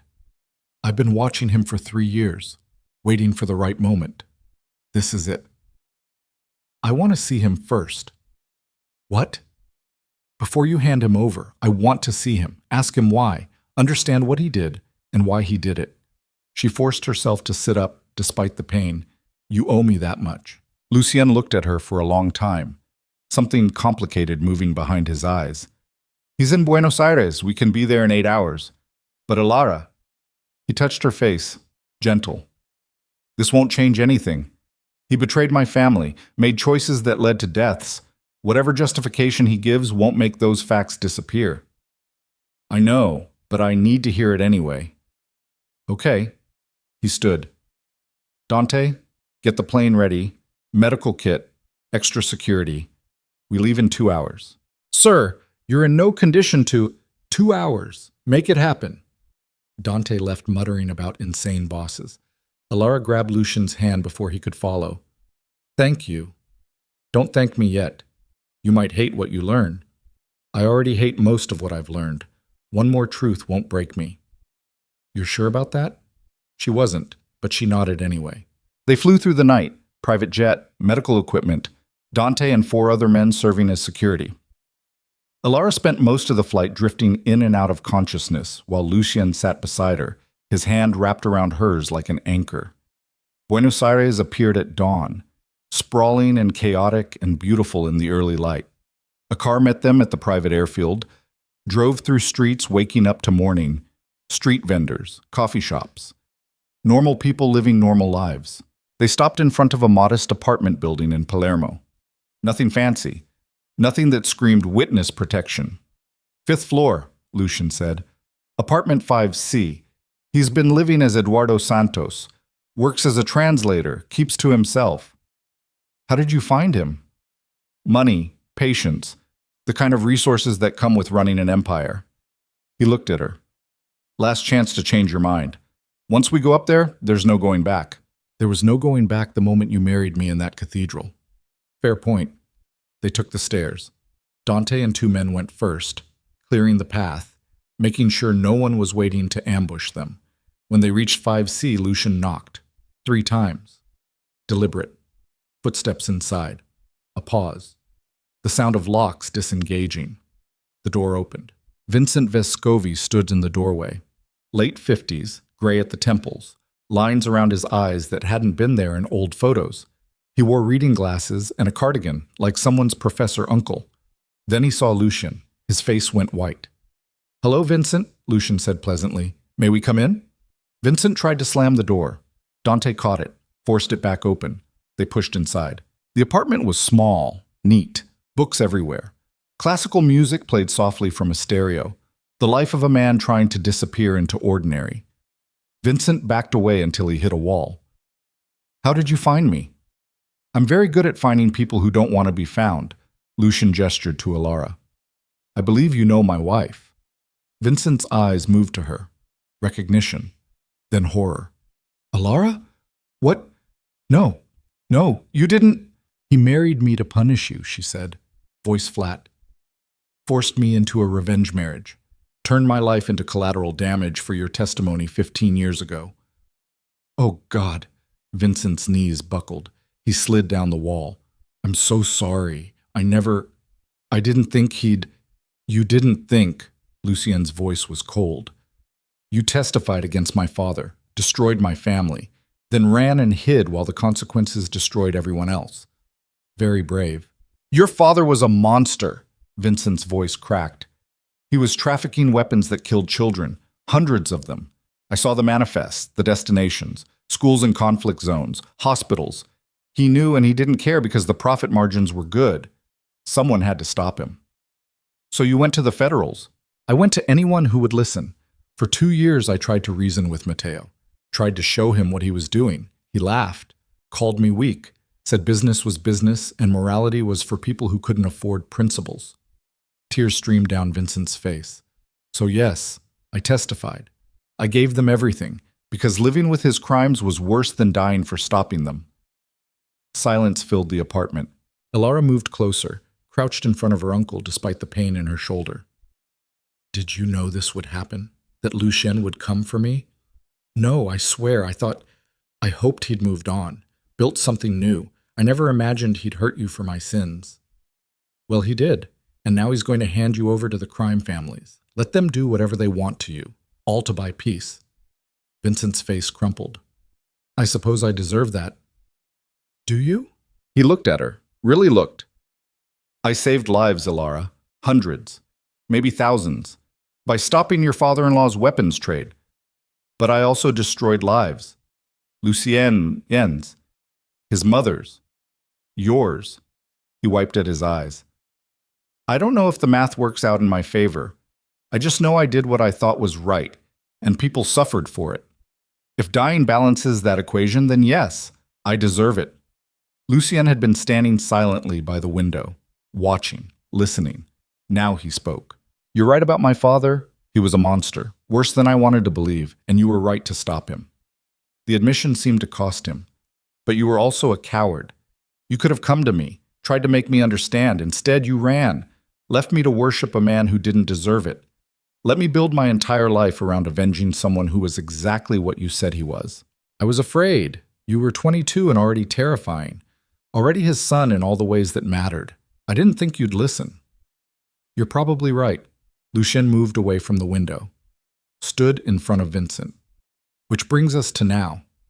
I have 48 hours to prove I want peace. The families want you. Want closure for all the damage your testimony caused. I can give you to them and buy safety for everyone who matters to me. Or I can let you go and watch Rome burn. So why are you here? Why not just take me? Because she wanted to see you first. Lucien glanced at Elara. Wanted to understand. I owed her that much. Vincent looked between them. Understanding slowly dawning. You love her. That's irrelevant. It's the only thing that's relevant. You married her for revenge, but somewhere along the way it became real. And now you're letting her decide my fate because she matters more than vengeance. Vincent almost smiled. Maybe you're not your father after all. Don't. Lucien's voice went sharp. Don't try to manipulate this into some redemption story. You're still guilty, still responsible. Nothing you say changes that. I know, but at least I stopped you from becoming him completely. Vincent stood slowly, with dignity. If my death buys peace, then take me. I've been running for 15 years. I'm tired. If this is how it ends, at least it means something. Elara stood, faced Lucien directly. Don't do this. He just agreed to it. He's trying to martyr himself because he thinks it'll absolve his guilt. It won't. She grabbed Lucien's jacket, forced him to look at her. You said you wanted to choose something different. This is your chance. Don't sacrifice him. Find another way. Prove the family's wrong about who you are. There is no other way. Then make one. You're Lucien fucking Moretti. You've spent 15 years building an empire from ashes. You're telling me you can't figure out how to broker peace without feeding them a scapegoat? His jaw was locked so tight she could hear teeth grinding. If I don't give them Vincent, they'll come for me, for you, for everyone. Hundreds die. Then let them come. But don't become the monster they expect. Don't prove them right. I'm already a monster. We established that. No. You're a man who's made terrible choices. There's a difference. And you can still choose differently. She pressed her forehead against his. Please, find another way. Not for me. Not for Vincent. For yourself. Prove you're more than your father's son. The moment stretched, Lucien's breathing harsh, his hands shaking where they gripped her arms. Then he pulled back, looked at Vincent. You have 1 hour to pack. Take only what you can carry. Dante will arrange transport to wherever you want to go. New identity, new country. Disappear completely this time. Vincent's eyes went wide. Why? Because my wife asked me to, and apparently I'm stupid enough to listen. He turned away. But if I ever see you again, the deal's off. Understood? Yes, thank you. Thank you, Lucien. Don't thank me, just disappear. They left Vincent packing, walked back down to the street where morning had fully arrived. Lucien leaned against the car, lit a cigarette with shaking hands. Elara had never seen him smoke before. I just signed our death warrant, he said quietly. You know that, right? The families wanted him. I don't give them what they want. They'll kill us all. So we find something else to give them. Like what? I don't know yet, but we have 48 hours. We'll figure it out. He looked at her, smiled. It was broken and exhausted and somehow genuine. You're insane. Learned from you. Yeah, you did. He pulled her close, careful of her injured shoulder. Whatever happens next, I want you to know. He stopped, struggling with words that didn't come easily. You're the best thing I never deserved, and I'm sorry for all of it, the cathedral, the threats, trapping you in this nightmare. I know, but I'm not sorry you're here, not sorry you're mine. That part I'd do again. Before she could respond, his phone rang. He answered, listened. His expression went dark. When? Pause. How many? Pause. Hold position. We're coming. He hung up, met her eyes. Antonio lied. They're not waiting 48 hours. They're moving now. All 4 families, every soldier they have, they're coming for the villa in 6 hours. Elara's stomach dropped. But we're in Buenos Aires. Exactly. They waited until we were gone, until the villa was vulnerable. He opened the car door. Dante, get us to the airfield, now. We need to be back in Rome before sunset. They piled into the vehicle. Tires screamed as they pulled into traffic. Lucien made calls, rapid-fire Italian, ordering men into position, calling in every favor he had. Elara watched Rome disappear through the window. Her shoulder ached, her head pounded. And somewhere over the Atlantic, the villa she'd started calling home was about to become a battlefield. Can we hold them? She asked.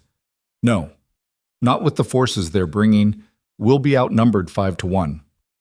So what's the plan? He looked at her, something fierce in his eyes. We make them pay for every inch. We fight like hell. And when the smoke clears, either we're standing or we're not, but we go down swinging. The plane couldn't fly fast enough. 8 hours that felt like 8 years. Elara tried to sleep, couldn't, kept seeing the villa burning, kept seeing Lucien dead in the rubble. When they finally touched down in Rome, the sun was setting, painting the sky the color of blood and fire. They drove to the villa at speeds that should have killed them. Lucien's knuckles were white on his phone, coordinating, strategizing, preparing for war. The villa appeared on the hilltop, still standing, but surrounded. Dozens of cars, black, expensive, engines running, men everywhere, armed, waiting. They're already here, Dante said. I can see that. Lucien checked his gun. How many inside? 30, maybe less. They've been holding defensive positions since noon. And outside? 200, maybe more arriving. The math was impossible. They couldn't win, couldn't even survive. Elara grabbed Lucien's hand. We can still run, leave Rome, start over somewhere they can't find us. And let them burn everything I've built? Everything my father... He stopped, shook his head. No, this is my home, my empire. If they want it, they'll have to take it from my corpse. Lucien, I know. He kissed her, hard, desperate, final. But this is who I am, who I've always been. A man who doesn't run. He pushed open the car door, stepped out into the twilight, gun at his side. Every weapon in the assembled army swung to aim at him. Antonio Ricci emerged from the crowd. Same expensive suit, same unreadable expression. You're late, he said. Traffic. Lucien's voice was steady, cold. You said 48 hours. It hasn't been 12, tis. I lied. Turns out we don't trust Moretti's. Antonio gestured at the villa. Your men are surrounded, outgunned, out of options. Surrender now and maybe some of them live. Maybe even you, if you're smart. I've never been accused of being smart.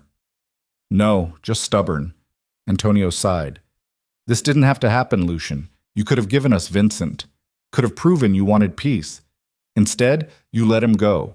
Chose mercy for a rat over safety for your family. So now we're here. Here we are. The standoff stretched. 200 guns aimed at one man who refused to flinch. Elara climbed out of the car, moved to stand beside Lucien. Her shoulder was bleeding again. Her body was screaming. But she wasn't letting him face this alone. Signora Moretti. Antonio's eyebrows rose. You should get back in the car. What happens next isn't for civilians. I'm not a civilian. I'm his wife. Where he stands, I stand. Foolish and brave, that's a dangerous combination. So I've been told. Antonio looked between them. Something shifted in his expression. Calculation.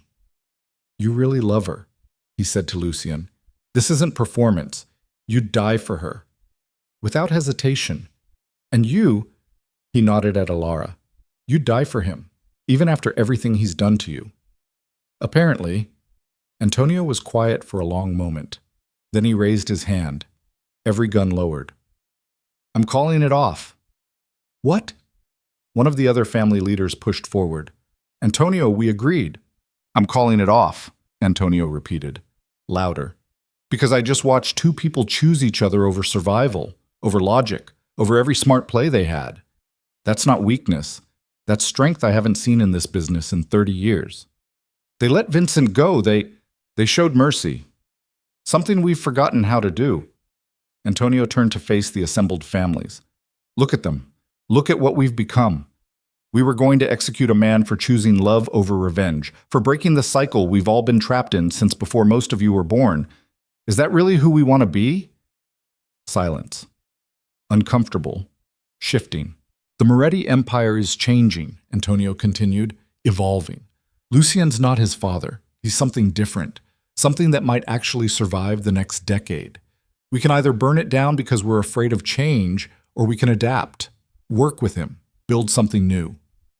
And if he betrays us, then we bury him, but we give him the chance first.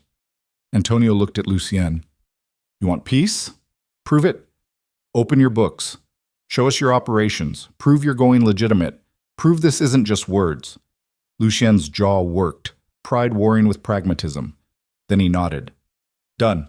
You'll have everything by morning. Full transparency. And the weapons trade, the trafficking? Over. As of now. We restructure. Legitimate business only. Real estate, import-export through legal channels. Whatever it takes. You'll lose money. I'll lose more if I'm dead. Antonio smiled. Actually smiled. Smart man. Should have led with that. He turned, walked back to his car. The other families followed, slowly, reluctantly. But they followed. Within minutes, the siege lifted. Cars pulled away. Men disappeared. The sun finished setting, and Lucien and Elara stood in front of the villa, alive, together, victorious in a way neither had expected. We just survived, she said, voice shaking. Yeah, we did. Now what? He pulled her close, careful of her shoulder, pressed his face into her hair. Now we figure out how to live, how to build something real instead of just surviving. He pulled back, looked at her. If you'll stay, I meant what I said in Buenos Aires. You can leave. Divorce. Freedom. I won't stop you. Elara looked at the villa, at the man who'd kidnapped her, married her, almost gotten her killed. The man who'd also protected her, changed for her, chosen her over revenge. Ask me properly, she said. What?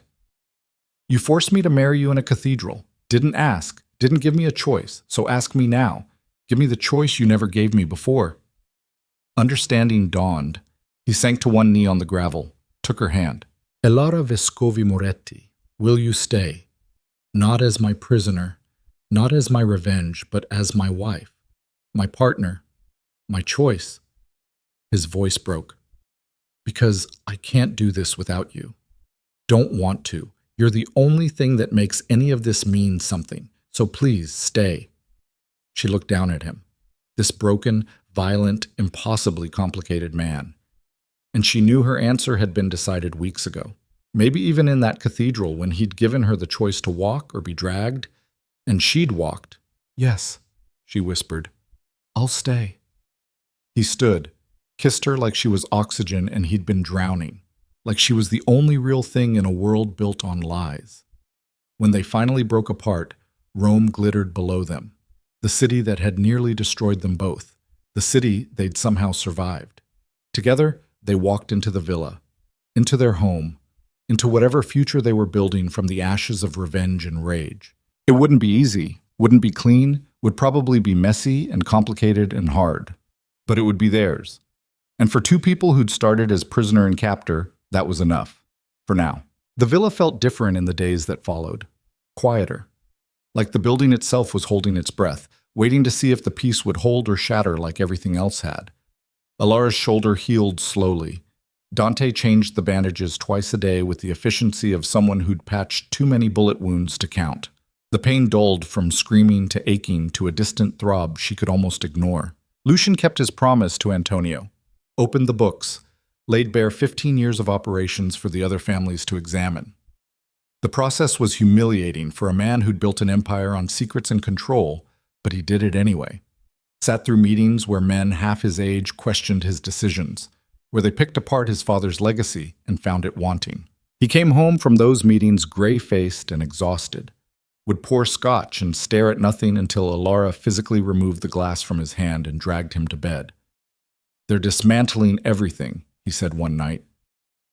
3 weeks after the siege. They lay in his bed now, instead of separate rooms. That change had happened gradually, naturally. Neither had discussed it. Every operation my father built, every connection, they want it all gone, clean slate. Isn't that what you agreed to? Agreeing to something and watching it happen are different things. He stared at the ceiling. I'm erasing him, destroying the last traces of Matteo Moretti's empire. Part of me knows it's right, necessary. The other part feels like I'm betraying him all over again. Elara rolled onto her side, studied his profile in the darkness. Your father's been dead 12 years. You've spent every one of those years living for him, fighting for him. Maybe it's time you lived for yourself instead. I don't know how to do that. So learn. You learned how to run an empire. You can learn how to be a person. He turned his head, looked at her with eyes that still carried too much ice, but were slowly thawing. You make it sound simple.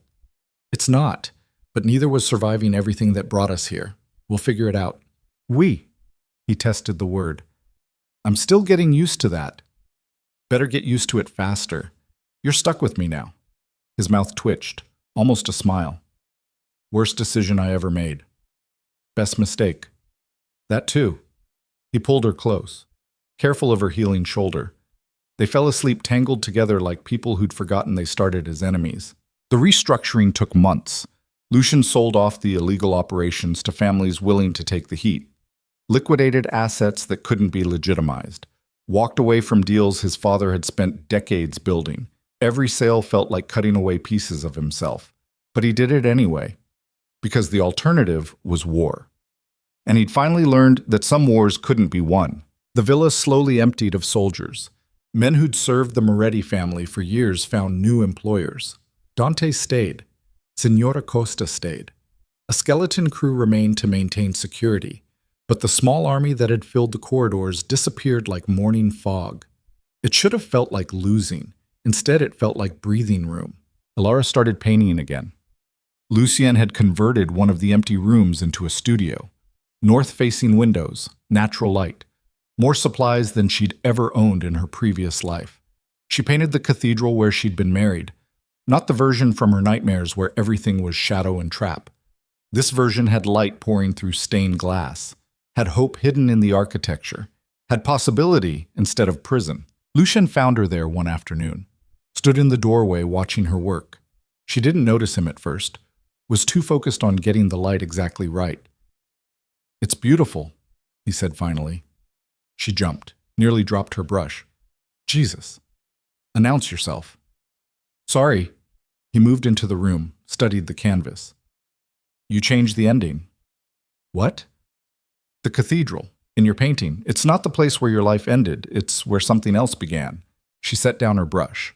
looked at what she'd created. He was right. Somewhere between the first brushstroke and now, the cathedral had transformed from tomb to threshold. I guess I did. Does that mean you've forgiven me? The question hung between them, heavy, complicated. I don't know if forgiveness is the right word, she said slowly. You did unforgivable things, forced me into a nightmare, threatened my father, but you also changed. Chose differently when it mattered. Loved me when you could have kept hating. She turned to face him. So maybe it's not forgiveness. Maybe it's just acceptance. Of who you were. Who you are now. The space between those two things. He was quiet for a long time, processing. I don't deserve that, he said finally. Probably not, but I'm giving it to you anyway. She stepped closer.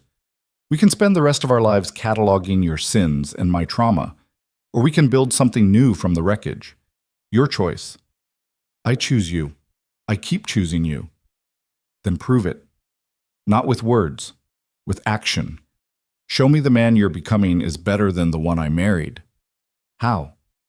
She thought about it, about what would matter, what would mean something real. My father, she said, you're still holding his debt over him, still using it as leverage to keep me compliant. Let it go. Forgive what he owes. Set him free the way you've set yourself free. Lucien's jaw tightened, old instincts warring with new choices. If I do that, I lose my hold over you. You could leave. Walk away. I'd have no way to stop you. I know. That's the point. You need to choose to let me stay. Not force me, not trap me. Choose. The silence stretched. She could see the calculation behind his eyes, the fear, the possibility of loss. Then he nodded. Okay. I'll call him today. Tell him the debt's cleared. He's free. Just like that? Just like that. He moved closer, cupped her face. Because you're right. I need to prove I'm different. And holding your father hostage is exactly what the old version of me would do. The man I'm trying to become does better. She kissed him, soft, grateful, terrified that this fragile new thing they were building might still collapse.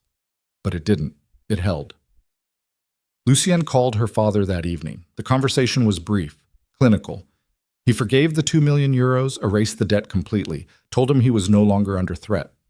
Her father cried on the phone, thanked him, called him merciful. Lucien hung up looking like he'd swallowed glass. He called me merciful, he said. The man I terrorized for months called me merciful. I don't know whether to laugh or put a bullet in my head. Neither. You accept it. You were terrible to him. Now you're not. That's growth. It's allowed. Doesn't make me feel less like a monster.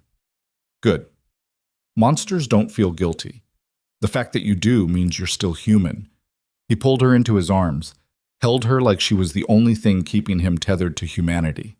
Maybe she was. The legitimate businesses took time to build. Lucien had always been smart, strategic.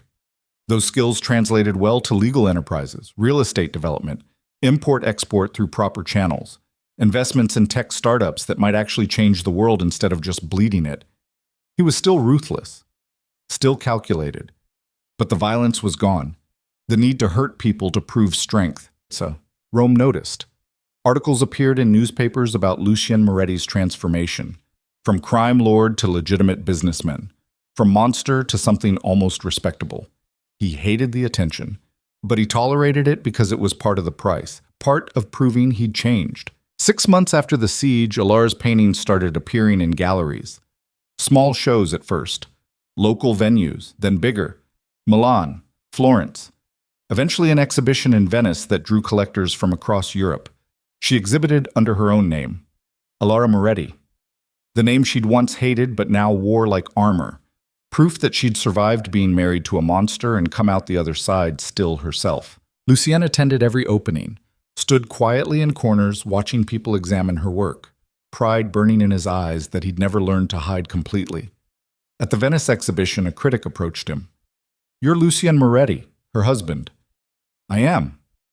Tell me, what's it like being married to such raw talent? Does it intimidate you? Being with someone who can see into souls and paint what she finds? Lucien looked at the painting the critic was standing in front of. It was the cathedral, the finished version. Light and shadow and possibility. terrifying, he said honestly. She sees everything, every flaw, every mistake, every piece of me I tried to hide, and she paints it anyway, makes beauty from the ugliest parts. Yeah, it's terrifying. But it's also the only thing that makes sense. The critic scribbled notes. That's beautiful, very poetic. It's the truth. Truth is rarely beautiful, just necessary. Later that night, back at the hotel, Elara asked what he'd said to the critic. That you terrify me. Romantic. It's true. You do. You look at me and see all the things I wish I could hide, all the ugliness, and you stay anyway. That level of seeing is terrifying. She kissed him, slow, deep. Get used to it. I'm not going anywhere. Promise? Promise. 1 year after the cathedral. 1 year since the wedding that was supposed to destroy her. Lucien took her back to that building in the heart of Rome. She hadn't been back since, had avoided it deliberately. Too many bad memories wrapped in stone and stained glass. But he insisted, said she needed to see something. They arrived at sunset, the same time of day they'd been married, light streaming through colored windows, painting everything gold and red and purple. The cathedral was empty, just them and echoes. Why are we here? She asked. Because I need to ask you something, and it needs to be here, where it started. He led her to the altar, the same spot where he'd forced vows from her lips, where she'd walked down an aisle that felt like marching toward execution. Then he dropped to one knee, her breath caught. I know we're already married, he said, legally, on paper, but that wedding was built on revenge and force, and everything wrong with who I was. So I'm asking now, properly, the way I should have asked the first time. He pulled out a ring, simple, elegant.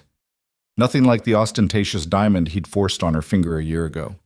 Elara Vescovi Moretti, will you marry me? Again, for real this time.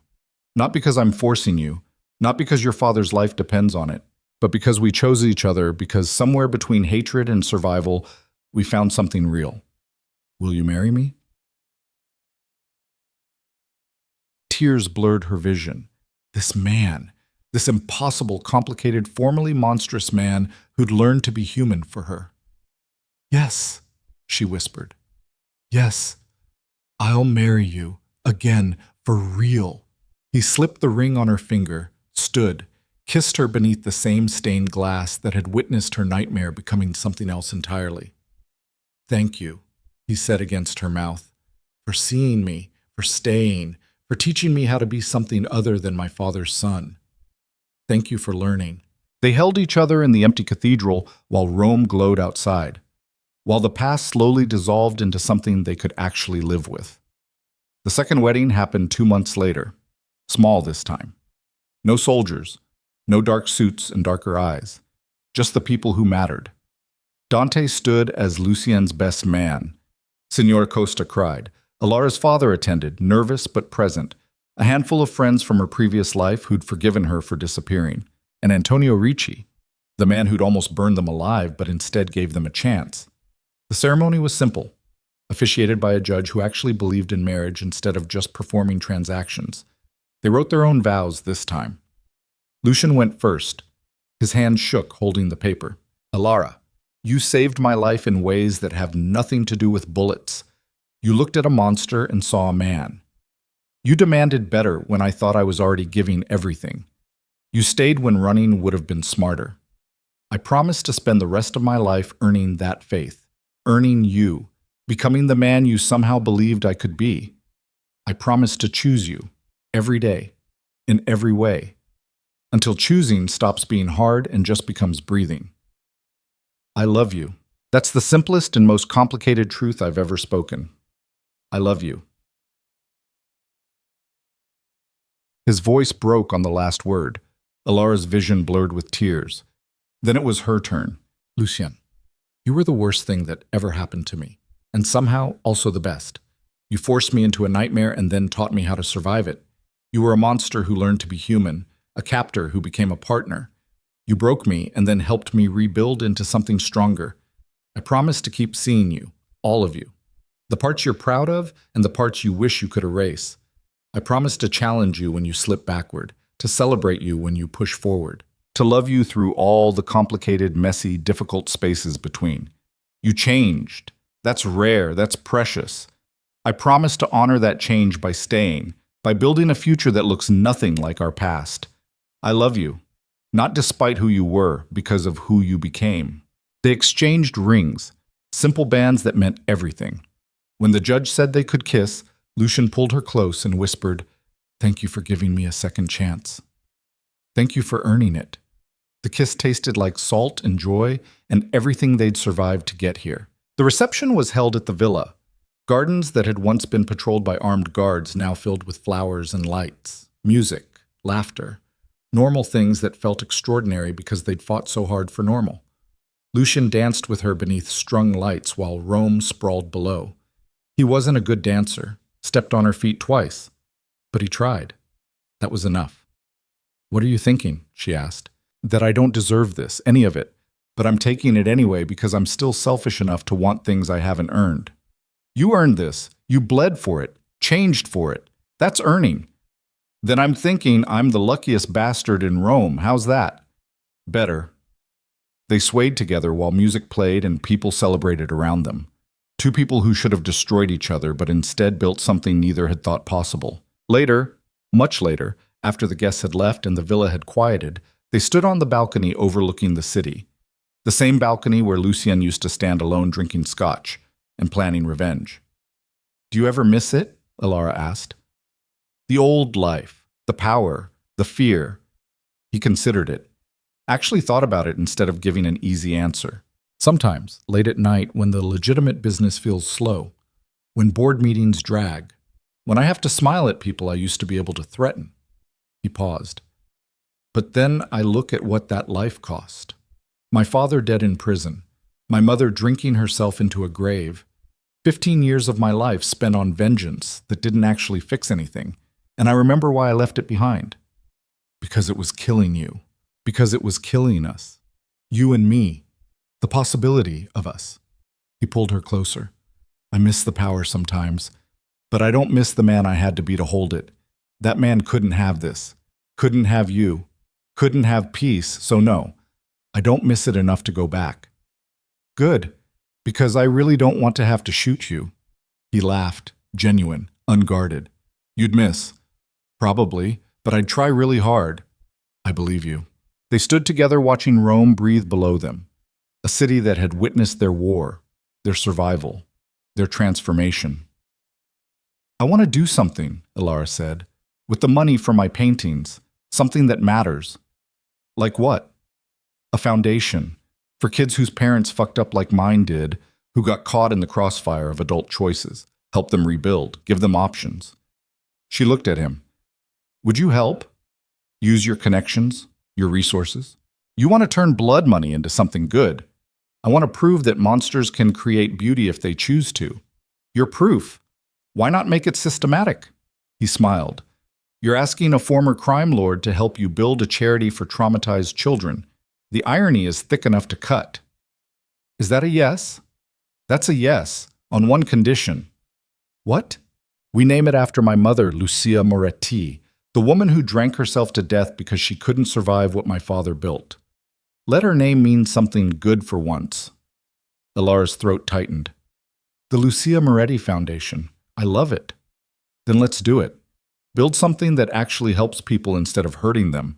Seems like a decent way to spend whatever years we have left." "Years we have left," she repeated. "You planning on dying young? With my history? I'll be lucky to make 50. He kissed her temple. "But I'll spend whatever time I have doing this, building something real with you. That's enough." The foundation launched 6 months later. Started small. A single building in Trastevere.